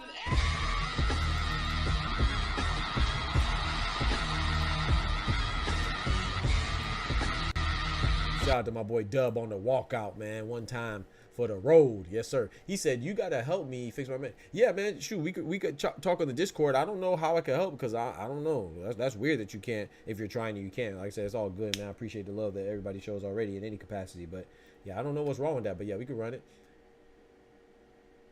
He said, Moda says, it's funny, a 37-year-old and hunting the whole 160 division like he did at 160. 168 division like he did at 160. Who you talking about? Oh, Boo Boo. Shout out to my boy Moda, man. You know, he always gonna come through and show some Boo Boo love. Boo Boo love sounded crazy. Hey, yo, pause. I did not mean it like that. Boo Boo love sounds crazy. Hey, yo. No, did he? Hey, yo, Boo Boo love. Sorry, Moda. I did not mean it like that, bro. Forgive me. I did not mean it like that, bro. Boo Boo love sounds crazy. Hey, yo. I did not mean it like that. I meant showing Demetrius Andre love. That's what I meant. My boy always showing Demetrius Andre love. Shout out to my boy Moda for showing Boo Boo Andre love. I'm gay. I'm not sending no gay goon. With me, I'm sending some real niggas. Ain't now one of them gay. Boo Boo out there. Boo Boo loving. You know what I'm talking about? But we used to say boo boo loving back in the day, though. That just meant loving your boo thing. But like I said, I didn't mean it in no way. I just meant that you're showing Andre Ward love. But yeah, I'm out though. On that note, man, I'm out, man. I appreciate y'all rocking as always, man. Remember, with God, we can do anything. Without God, we're nothing. The doctor's out. Peace. From the hood to college, both worlds they had to meet. 6 degrees between us, so cold we're about to freeze. But we're Florida boys, hot takes, we bring the heat. We're moving the culture, the engineers to the streets.